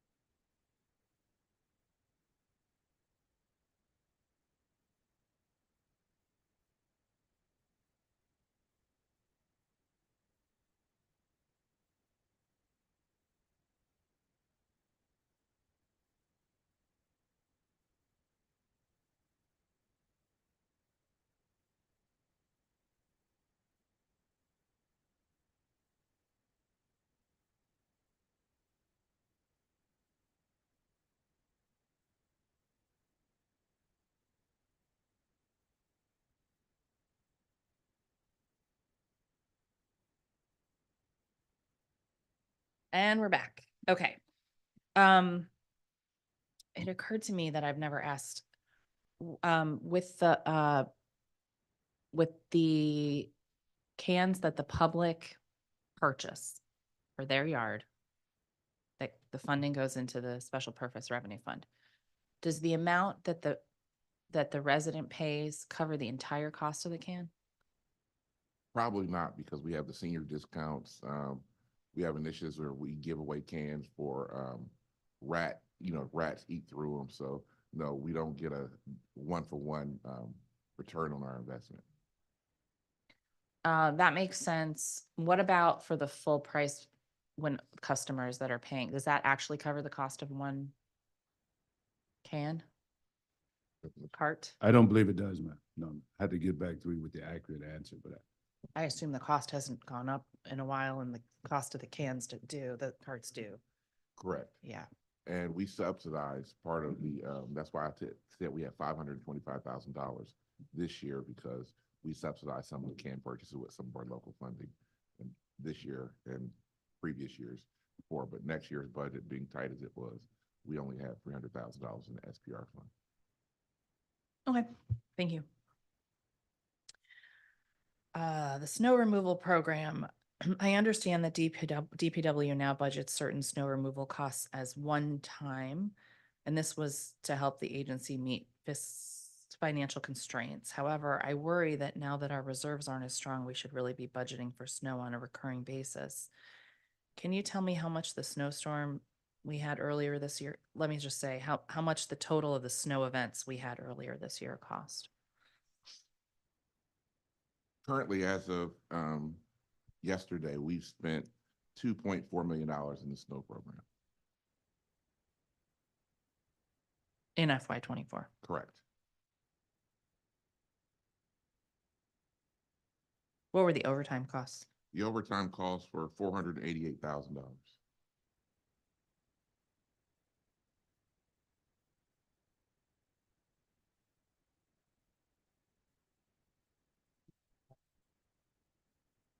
And what was the total cost of the treatment, the pre-treatment? And we spent like $307,000 on road treatment so far. It is important to add the so far so that we don't jinx it, I assume. I don't believe it's gonna snow anymore, but who knows? I would say that, but we still are getting invoices and Okay. I know Perry gave. me Oh, one too, interesting. because we're still turning in vehicles, we're still making sure the vendor that we got the vehicles from is still doing damage assessment. If it was damage assessment to the vehicles. So, Oh, okay. So the vehicles that we use, some of the vehicles that we use are rentals? Yes, a lot of them. yes, ma'am, they are. Okay. So the total number could change once it's all settled out. Yes. Yes. Any idea about when we'll know? That is really hard to say. I don't want to give you a date as of when. By the end of the fiscal year, at least. Oh, without a doubt. That's when the contracts are due. Otherwise, nobody's getting I can paid. assure you, we were done way before then. I don't know. You see how things work around here. How much funding was, I assume we mean funding was swept. We have to be very specific when we talk about sweeping in this hearing. How much funding was swept from the snow removal program in the supplemental budget for FY24? $0 was swept in the supplemental in FY24. However, we were instructed to utilize $1.2 million to offset some of our fuel cost shortfalls in the department. So we're transferring $1.2 million, using $1.2 million of the snow budget to offset the projected deficits with the fueling contracts with the department. 1.2 million, is that the entirety of the fuel deficit? No, it's not.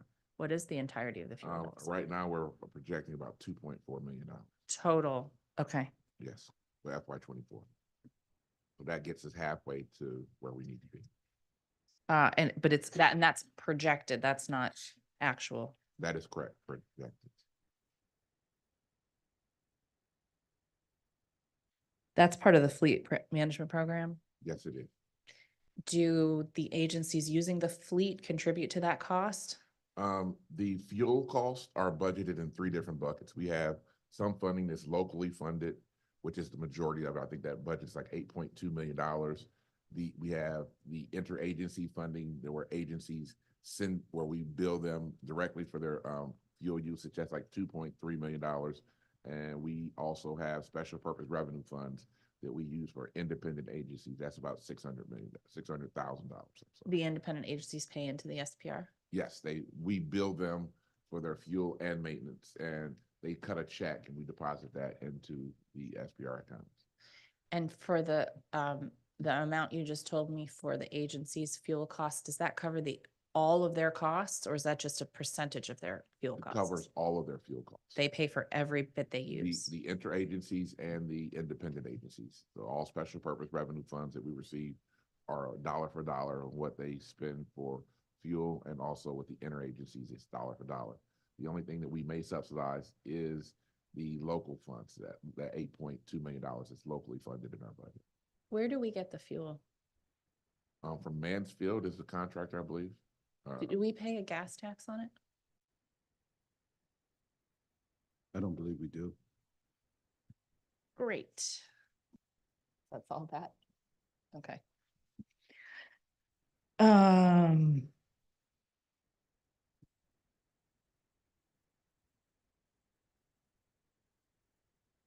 In the prior year, how much funding was swept from the snow removal program and the supplemental?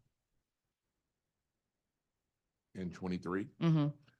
I would say 0 also. We use that funding to, again, offset our fuel shortfalls in the organization.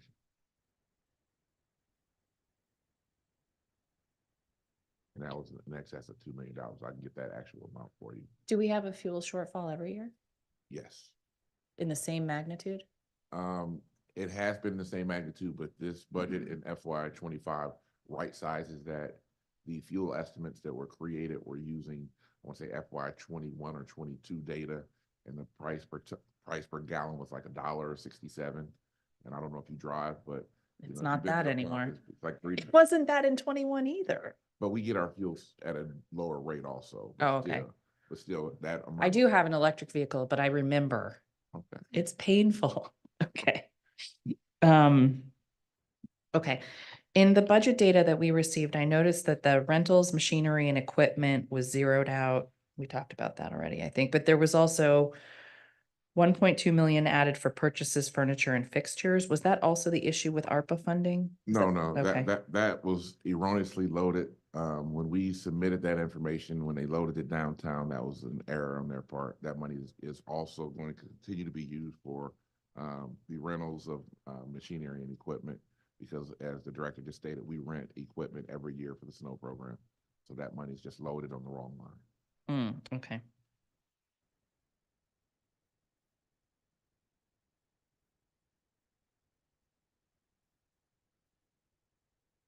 That must have been frustrating given all the realignments you've been doing. You feel my pain. Huh? I mean, I'm trying. It's your show, man. Okay. All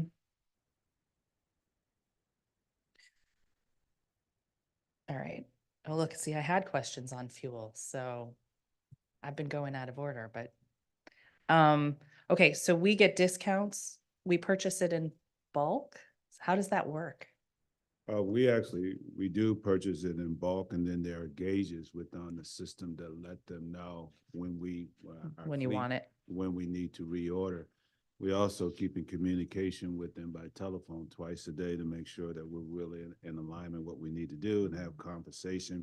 So what this does, this enables fleet to maintain an adequate fuel supply for each side without disrupting operations. Twice a day? Good talking to them. Yes, ma'am. It looks like you might be right-sizing salaries in fleet management. Is that correct? Am I seeing that? You want me to tell you where we're looking? You know where we're looking? When you said right sizing salaries in fleet management, I think we also need to take into consideration that we have many vacancies in fleet management. And like Anthony said earlier, there may be an opportunity to do some right sizing, not as many taking it, not having a job, but then making that one job into one job to help with that. So right sizing, I don't know if that's the right word. I know that we're looking at ways and alternatives, trying to increase our fleet management, especially when we going towards electrification. You have to look at where we're going. Where we are right now, we're in a diesel environment, we're in a fuel environment, right? So when we right sizing, we're probably going to have to go into one internship program. We're going to have to go into the schools in order to bring in the youth, and so that they come, and when they do come, we have to, what is it called, pay equity, to make sure that we're giving them the right amount of pay to keep them as district employees, so they won't go to some of the other corporations and companies.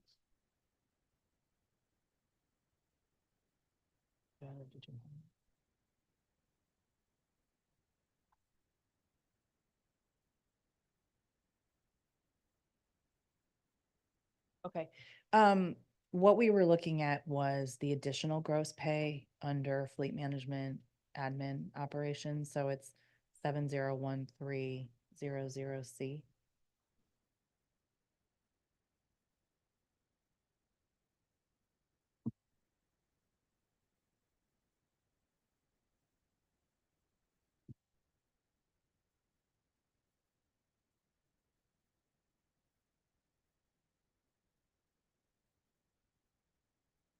Okay.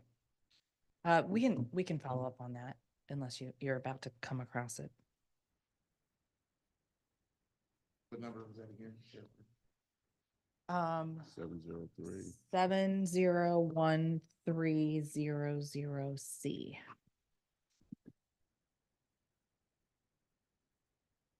Additional gross pay.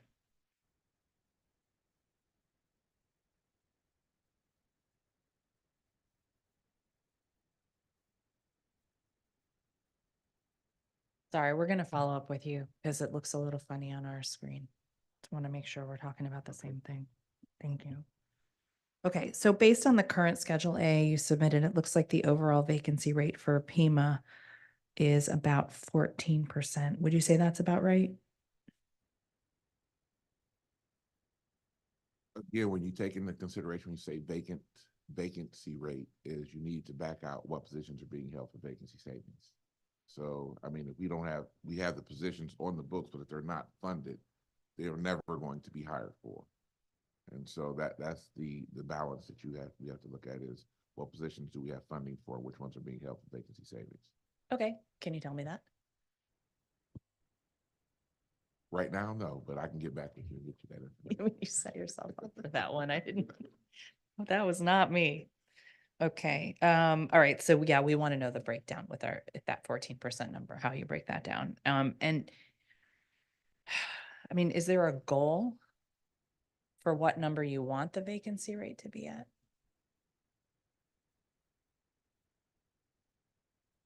Considering our overtime budget was cut so drastically, there is a number that, number that we need to look to keep the vacancy rate at. And that analysis we're in the process of figuring that out right now, but we'll get that to you when we get that information. Can you walk me through how that analysis works? Because vacancy savings rate is just a little bit of a mystery. I'm sure it's not to you, but to the rest of us. When we create the budget, we don't create the budget with positions for vacancy savings. We take a percentage off of each line. And once we take that off of the line, that's how we derive the vacancy savings rate for the entire department. So say we're using 5%, we take 5% off of each PS line, PS and fringe, and then we compile those numbers. Once we compile those numbers, we look at what each administration's mark is, or what their vacancy savings rate is, and we give that to them, and then they tell us what positions we need to hold for vacancy savings to meet that number. Okay. Does that make sense? Mm-hmm. Okay. Sound clear in the room. Sounds so clear in the room. Okay. Oh, okay. The thermostat has been fixed. Hopefully that helps. Okay. That was not my announcement though. My announcement was, can we have you two move your mics a little closer? All right. Very good.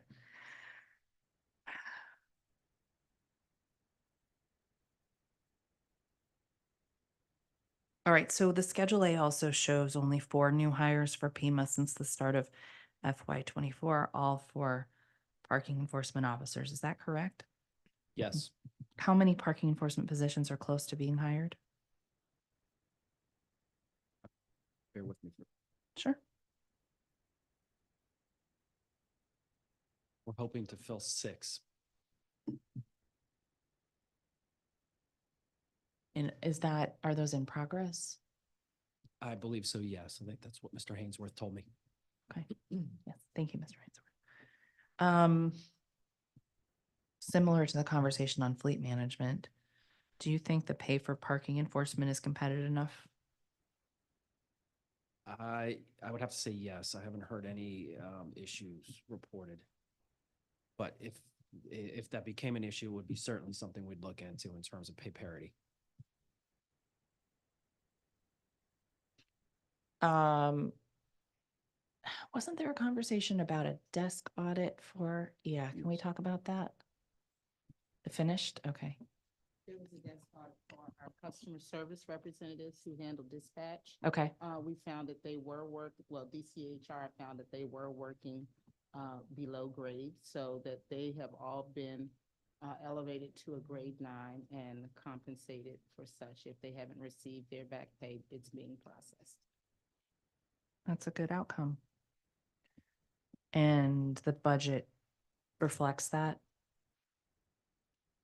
Had to in order for them to get the back pay, yes. Okay, so there's back pay involved. How far did the back pay go? It was a year. And how is that determined? Is it based on when the request was? Yes, it's DCHR regulations, yes. Okay, thank you.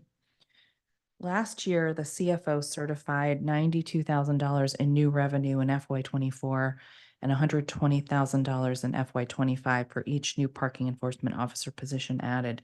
Does that line up with the current value of notices of infractions issued by parking enforcement officers? When I spoke with Mr. Hainsworth, he relayed that yes, it does. Attachment 1 of your budget responses shows a new IT consulting contract budget of about $570,000. What's that contract for?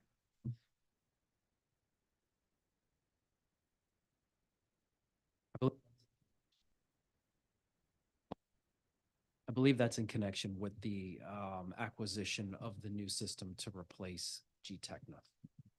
What's that going to be called? That's with OCP. We're waiting an award on the new system, so we're not sure at this point. Oh, I see. And we're replacing G-Techna because? Well, I mean, the contract was coming to the end of its life cycle, so we wanted to just solicit to see what was out there as your technology improves over a certain life cycle, and we just wanted to make sure that we were at the cutting edge. And if we use a new contractor, would we have to get new equipment for the license plate readers?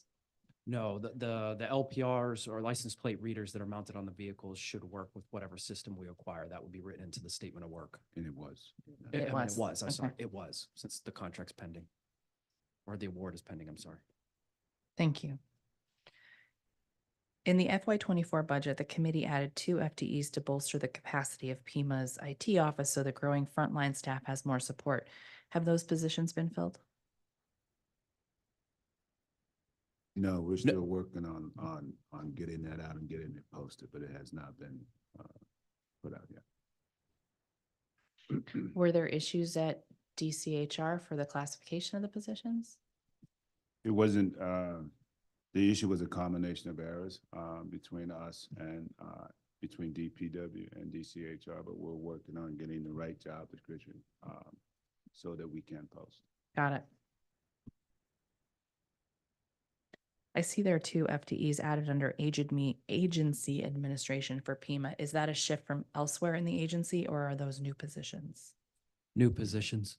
What are they?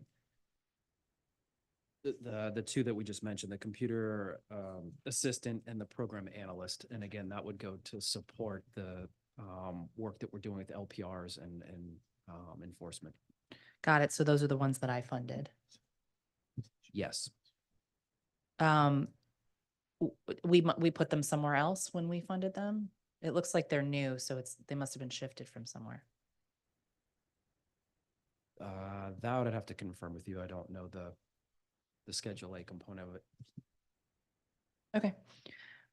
What efforts have you taken in FY24 to reduce overtime pressures for parking enforcement?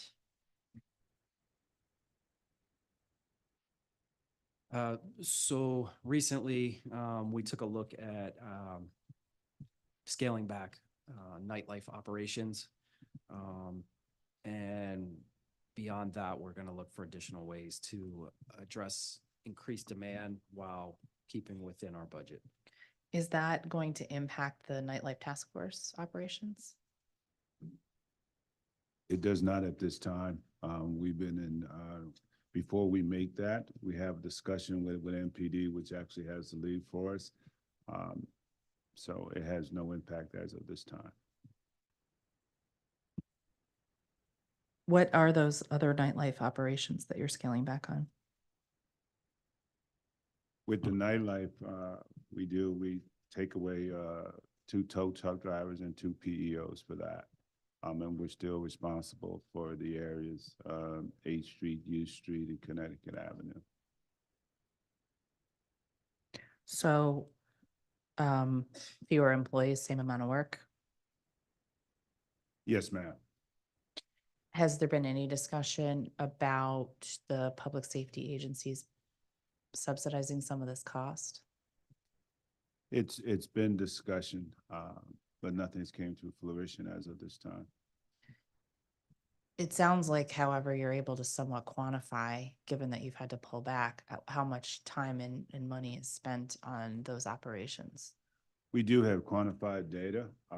However, we're getting ready to go into the peak season for us. And we got, there's other requirements that we have the Nat Stadium being another one. And then we got a series of spring, summer events that are coming up. And we have a finite resource. So we must take that into consideration of one, the biggest bang for a buck, what we've been obligated to do. And the other thing, we have to look at the health and welfare of our personnel as well, because with the potential for burnout. When staff are on the nightlife task force, is there a special code for them to use, like when they're in special events? Yes. Okay. There is a reduction in the maintenance and repairs budget for PEMA. Were those funds you needed to make your own building repairs because of a lack of DGS work? No, those funds were realigned from the maintenance and repairs, $303,000 to fund professional services, the mobile vehicle detailing at $120K, and armed security guards at, I believe, the Bryant Street facility. Right. I'm sorry, which facility? The Bryant Street, the Right. impound lot. Bryant Street. Correct.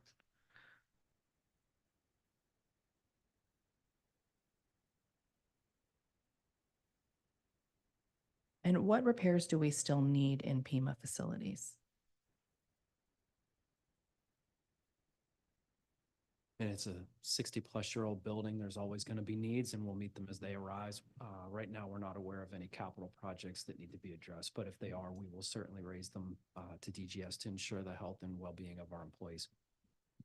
Do you think the situation has improved at all? I believe that the situation has improved. At least we're having regular dialogue. And then when it becomes a major issue with our employees, we help ourselves. We have, because what may be emergency to DPW may not be an emergency to one of the other agencies. And we have to look at the safety and the welfare of our troops, of our people.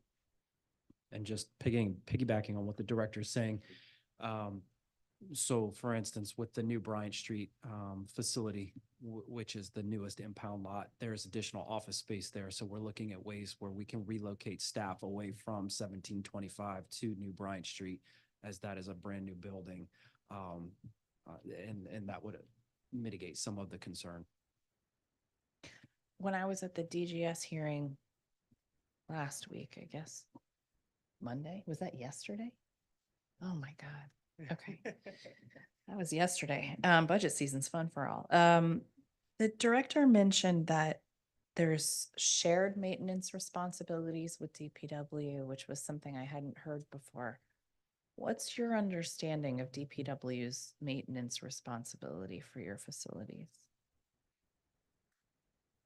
There is money that DGS has to in order to take care of our facilities. However, there is funding in which we do it. And it goes back to what we deem as a crisis, as or an emergency that we allocate the money to expedite the service quicker and faster. Because we have to create a healthy work environment. So there is, whenever possible, for the bigger ticket items and larger things, DGS usually handles that. But I tell you, the line of delineation for me, and I tell my staff, if it's an emergency for us, then we need to address the issue immediately. Yeah, understandable. That's important. I guess I'll have to drill down and see if other agencies have that too, or if it's just you all who are taking that on. When I asked the mayor's team last week about the DPW budget, they mentioned plans to redeploy tows to go after the most significant scofflaw vehicles. Is this in line with the operational changes you've been making, or have you talked with the mayor about further changes to deployment? This is what we talked about. We have, Smith and I and the director have attended meetings with the city administrator, and this is in line with the operational plan to address scofflaws still being on the street. Okay.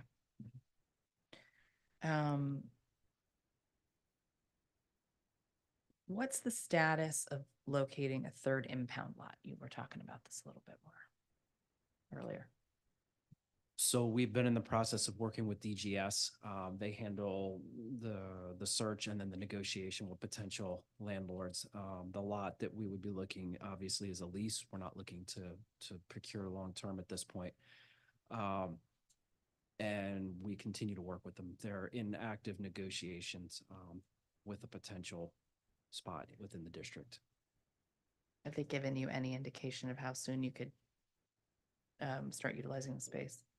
I don't want to speculate on a completion time. I know that there's been some back and forth with the landlord over terms. That's the extent of my involvement. So anything beyond that would be speculation. Okay, so you're kind of they're focusing in on one particular location at this point. That's the representations that have been made to us. Yes. Okay. How much money is in the budget for the additional lot? That would be zero. Oh, well, that's not good. So how will we pay for it? As the director stated, this is an initiative that the mayor's office is behind and supporting.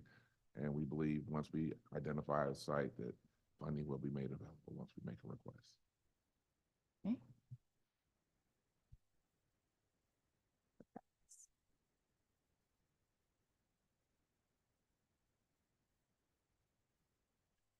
Do we need to project out the cost of acquiring new lots in the future?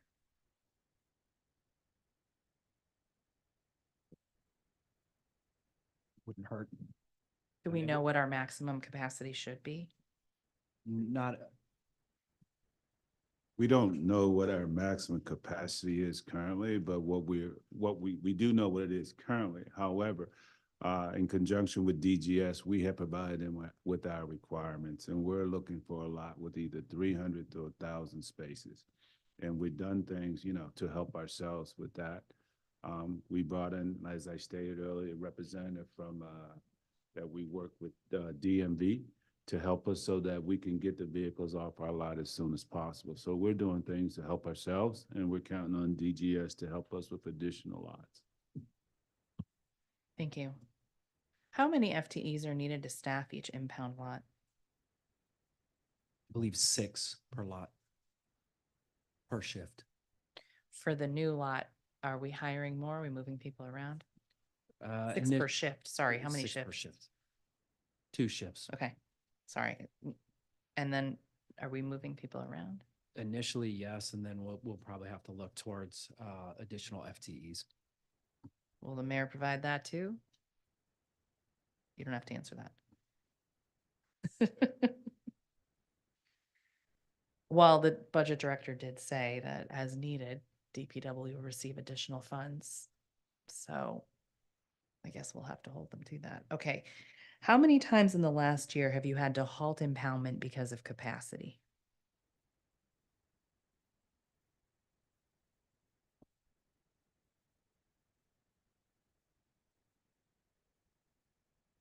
Daily? Daily.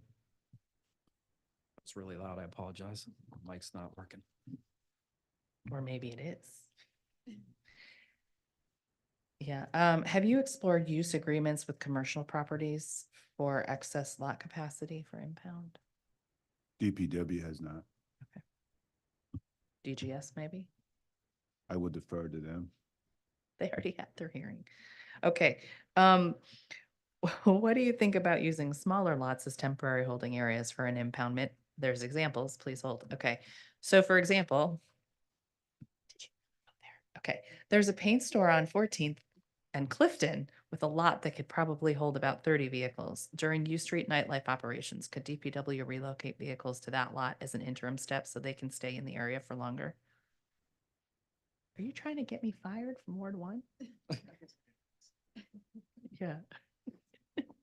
Operationally, that probably wouldn't make sense. I know you have longer round trips going to Blue Plains or to Bryant Street, but if ultimately the resident or the non-resident is coming to retrieve their vehicle, it has to be at a lot where we have staffing that could process the payments, sign the paperwork, and then release the vehicle if they were going to make payments on the outstanding amounts.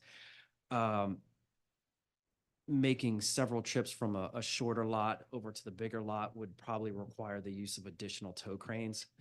So I don't know if the smaller lots would actually work. And then there would be the additional requirements of working with DGS to make sure that the lot is accurately secured, so that we don't incur any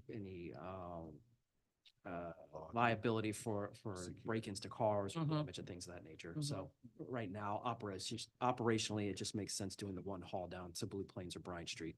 Additionally, keep in mind that we have to be able to hold a vehicle for 28 days. So when you're using a temporary lot, if someone doesn't come get their vehicle and we don't have space to tow it from the paint store to Blue Plains, then we'd have to hold it there for at least 28 days and then auction it from that site. So Thank you. That's helpful. What was the total annual revenue from vehicle auctions in FY23?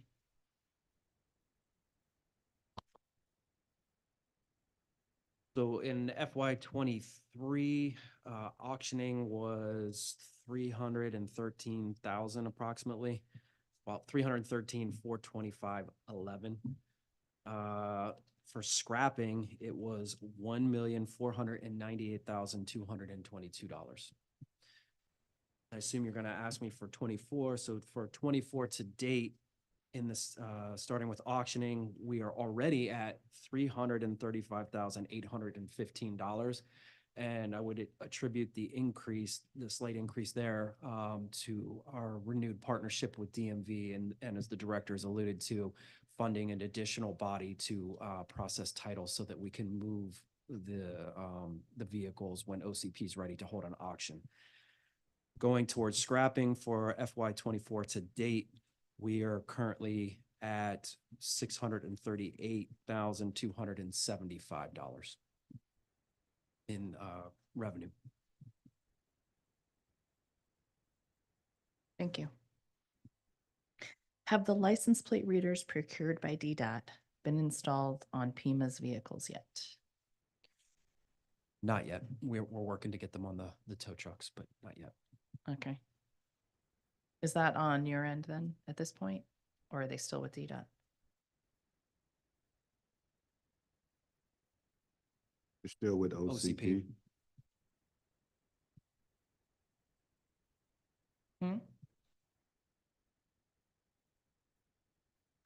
We'll follow up on that.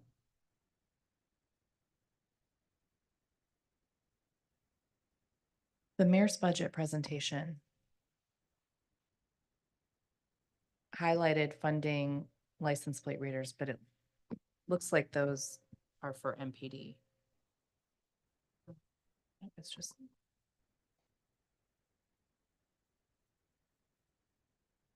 The mayor's budget presentation highlighted funding license plate readers, but it looks like those are just for MPD. Do you have any new funding for new LPRs in FY25? No. It also noted that the new readers the mayor budgeted for will work better at night. Is that true of the LPRs that DPW already has? I'd have to get back to you on that. Hold on. Actually, I might be able to clarify. Okay. Yes, they will work at night. They'll have better capability, apparently. Great. What other vehicles in the fleet would you like to be equipped with license plate readers? Well, in addition to the vehicles that they're already on, adding them to the tow cranes, it would be helpful. They move about the city quite a bit, especially, and they're already geared towards the towing and booting operations. So that would be the most efficient use. And is it still true that there's no cross communication between license plate reader systems at various agencies? Yes, because certain, as you've alluded to, MPD has their own license plate readers. Those are detecting stolen vehicles, and the aim there is prosecution or recovery of those types of vehicles where we're looking for the scoff laws. That data is feeding into a different pool, if you will, and that's where we draw our information from.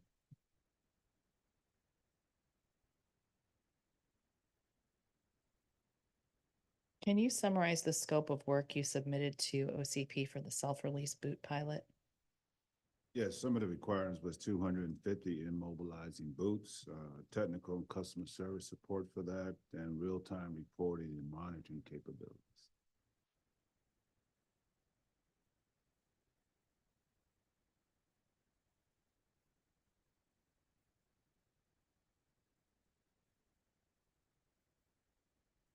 There's a $50,000 increase in the budget for other equipment under booting operations. What's that intended for?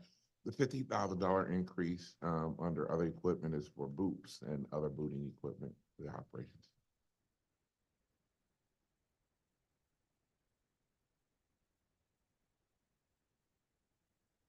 Is there any other way to revive a self-release boot program? Would you consider just acquiring the devices and doing it all in-house?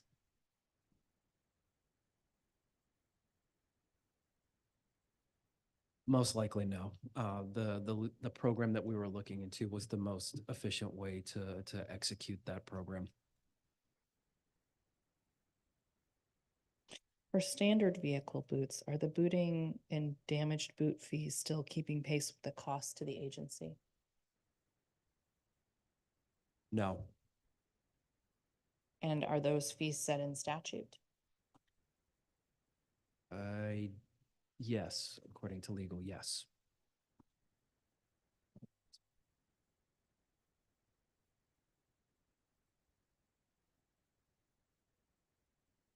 Could, at a later date, could someone let us know what the actual cost is so we can perhaps adjust? Absolutely. Great.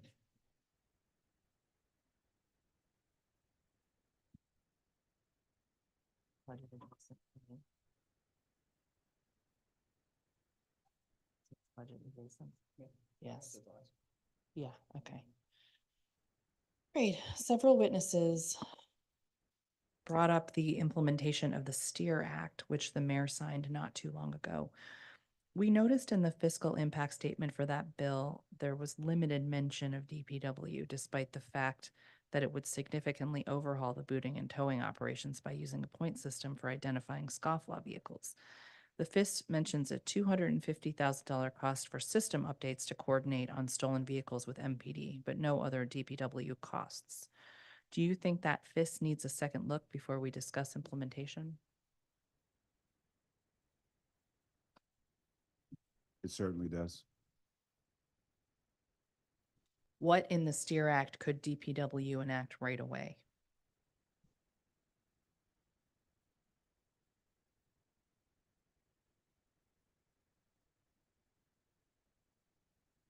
I mean, in terms of the STEER Act, when we're already out there looking for the scofflaws, we're taking the initial steps to try and rein in the most egregious offenders. We'll analyze the data as it starts to come back. I think it's been about 2 weeks since we implemented the shift in resources that both Ms. Smith and the director mentioned. Once we actually have like a solid data set, we'll have an idea of what additional steps we need to take, if any, and we'll post them to the city administrator's office. Great, thank you. Can you provide an update on the Benning Road Transfer Station capital project? We are one phase away from being done with abatement and have started working with DGS. Prior, this project was managed completely by DPW, but we've shifted to engage DGS, which we think will help in the speed of the contracting process. And so we have sent them, we have a signed MOU with DGS now. We've sent them all of our scope of works, and they're in the process of procuring those. We've had one community advisory meeting, and we're having another one later this month. We're hoping to bring on a design builder this summer, which will start further community engagement, even beyond the advisory committee, focus groups, things like that. And we're hoping for demolition in the fall. So you have an MOU with DGS to do procurement on this site? Project management, which will include the procurement process as well. Okay. And can you confirm that the $15 million from FY24 funding recently reprogrammed out for a different use has been put back in for FY25? The funding that was reprogrammed out will be put back in DPW's budget over the next 4 years. And if you look at the capital budget, there's 32 million in 25, 24.3 in 26, 23 million in 27, and 14 or 15 million in 28. And the 15 million was spread over those 4. Yes. Right. We adjusted the project timeline to move funding to out years.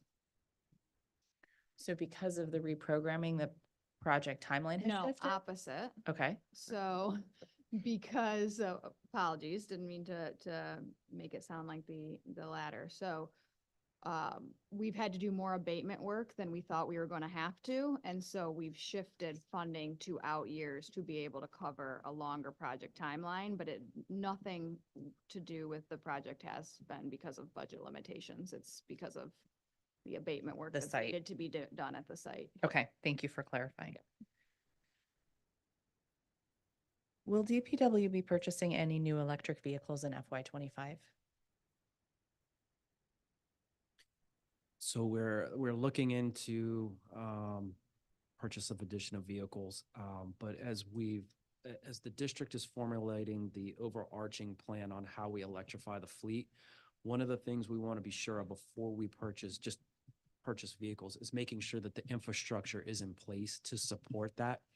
That includes my operations at fleet in terms of servicing the vehicles, but even before we get to that point, our fuel manager is working with PEPCO at this point to number one, to determine, so for instance, at the West Virginia Avenue campus, making sure that the Ivy City neighborhoods grid can actually support the additional draw that charging stations would have, because that's where we want to start with the expanding our charging capability. And then we also need to look at each facility's ability to upgrade their panels to take the bandwidth from the grid to the building to the vehicles. We don't want to make a bunch of purchases and not have the ability to A, service them, or B, charge them, because that would be a waste of the revenues. We also have to look to make sure that our facility, as Tony stated, is able to handle electrical vehicles. You got to look at whole different lifts, whole different storage of the batteries. But one of the key things I like to bring out pertaining to this is to train the personnel. It's great to have new toys and new tools, but if we don't have trained personnel, it can create a problem for us all. Understood. Can you tell me more about the W Street capital project? The replacement of 16 modular trailers, I think. Yes, so at the W Street facility, which is where collections is housed for both trash and recycling, well, it's the primary location for those vehicles. We've been operating the administrative functions out of trailers that have exceeded their lifespan. And the mayor's budget has afforded us the opportunity to finally replace and then ultimately demolition the old building. The new replacement will be on site. We are confident that the amount budgeted will allow us to increase the footprint without decreasing the ability to park trucks. Great.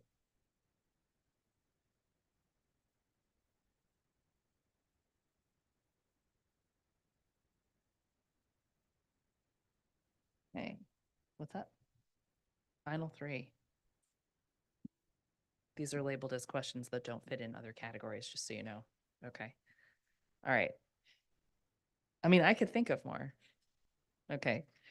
Your contracts and grants attachment shows a budget of about $40,000 for a 311 licenses MOU. Can you explain that one?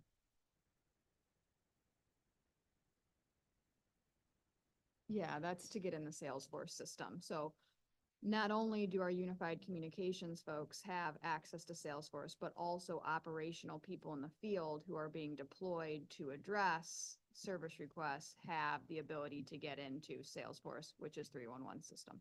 Got it. So that's, for example, how the sweep inspector tells me that Yep. they couldn't find the rug that I put into the illegal dumping. Yeah, okay. I'm not going to bite on that one, Yeah. but yes. But that's where they make their notes back to the constituents. Right. Yeah. Okay. All right. Does solid waste management have any relationship or coordination with the clean teams managed by DSLBD grants? Yes, I believe there is coordination between the two, so we don't overlap or create redundancies within the cleanup efforts. And when DPW comes out to hand clean certain streets, would you consider that a similar kind of service as a clean team?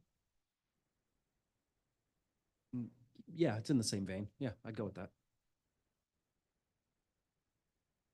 What's DPW's involvement in roll-off days that are organized by the Office of Clean City?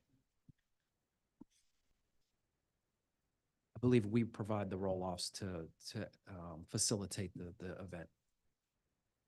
We're also in communication with them, with our household hazardous waste vendors to be able to provide those services, shredding, et cetera, at those events.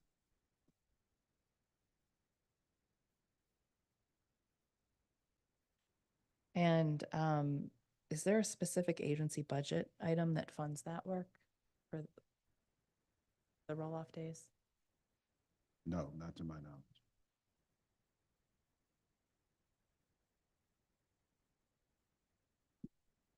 Anything else? That's all the questions I have. I know.